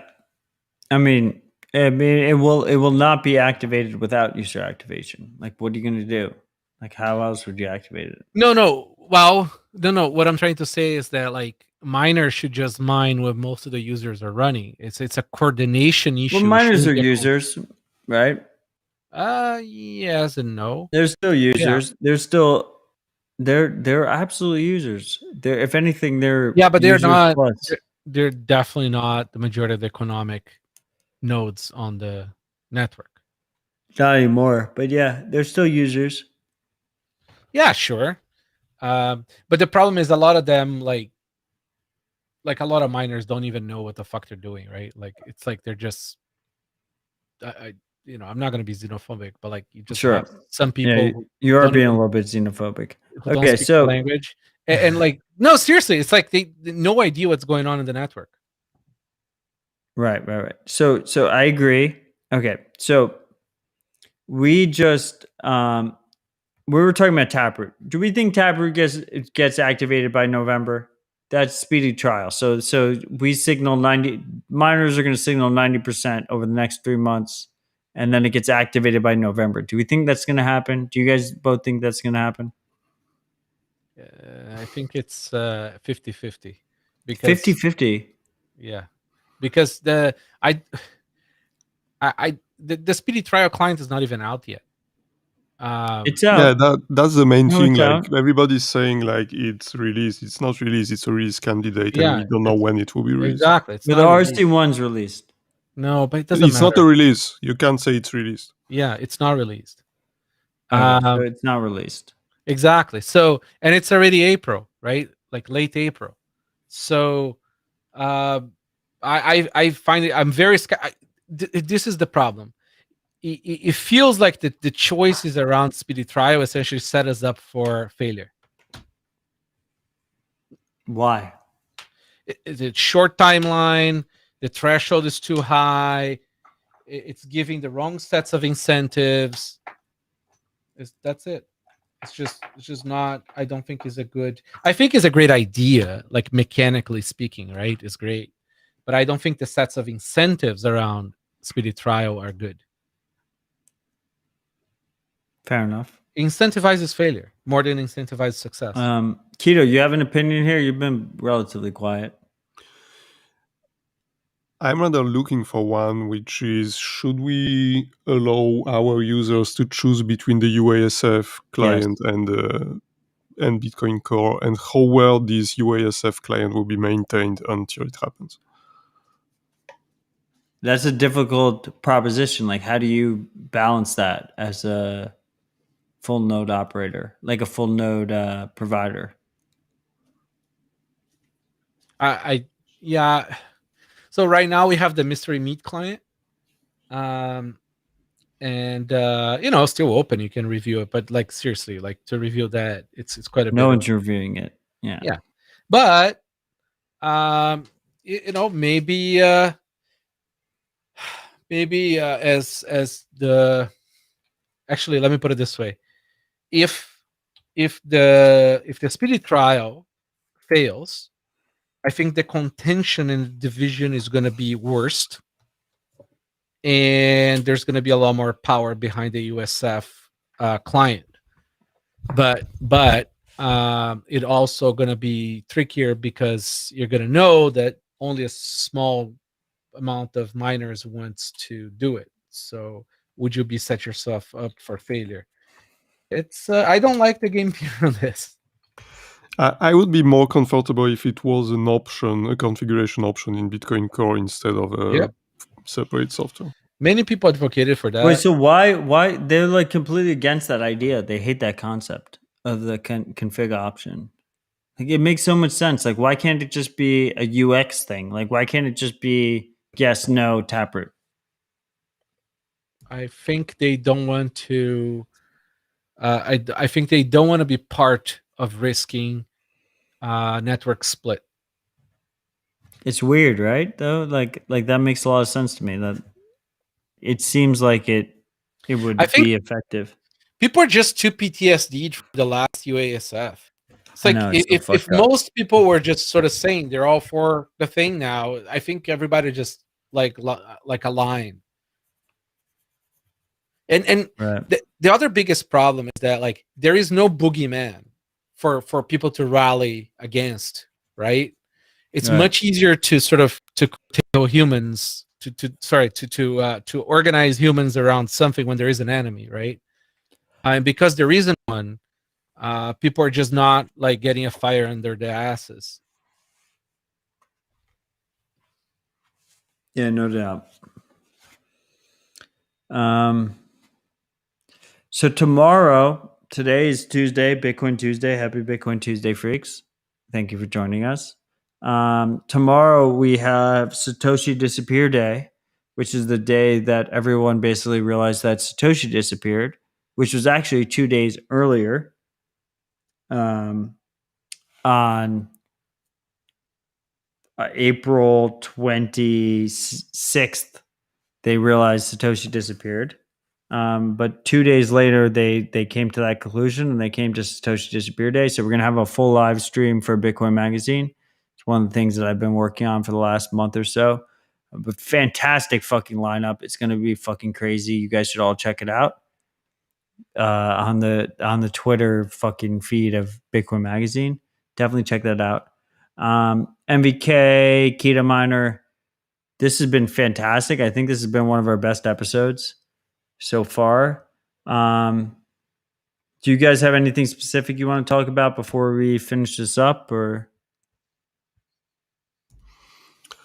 Not really. thanks for these 3 hours almost of talk. It was really, really great to be here. Yeah, it was fun. I don't have really much more to add, I think. So we have coldcardwallet.com. Check that out for Cold Card. And Noddle.it for Noddle. I love both of you guys. You guys have been fucking killing it. I don't know, freaks. Like, I fucking love you all. Thank you for joining us for Citadel Dispatch. I do this for you guys and I do this for myself because I just have a fun time every Bitcoin Tuesday. It's fucking fantastic. I hope most of you will be at Bitcoin Miami. If you are, I look forward to having a drink with you guys. Stay adversarial, question everything. Do not let influencers tell you that you should send your Bitcoin into some kind of custodian to get interest for it. That is just stupid. And like, fuck the whole idea of sponsorships and shit. Like, let's fucking go audience only, fund this shit. I mean, guys, like, to be quite honest, you could do a little bit stronger. Like, I love you all. Like, you fucking contributed and I appreciate everything you've fucking done. But like, no wonder people fucking go with sponsors. Like, it is very difficult to deal with this whole idea of I have to like desperately ask you for donations every time. Like, I don't want to do this. Stream sats, learn how to use podcasting 2.0. That's really fucking cool. It's just very fluid system. But if you don't want to do that, go to citadeldispatch.com. You can send lump sums to me via Bitcoin. And if you do that, you can leave a message. And if you leave a message and it's a fun fucking message, I will fucking read it on the fucking podcast. Of course I will. Because why wouldn't I? I love you all. Big thanks to NVK. Big thanks to Keto Miner. I'm looking forward to seeing you guys soon. And stay humble, stack sats. Peace. Thank you, Matt. Thanks. Love you, freaks. That was fucking awesome. I'll see you for RHR on Thursday. I'll see you next week for the next fucking dispatch on Tuesday, the usual time, 2100 UTC, this time with Wiz. It looks like we're going to have Rod, formerly from Bitcoin Magazine, then River. Just a good guy all around. I think you're going to fucking love him. Cheers to all of you. Stay humble, stack sats. Peace.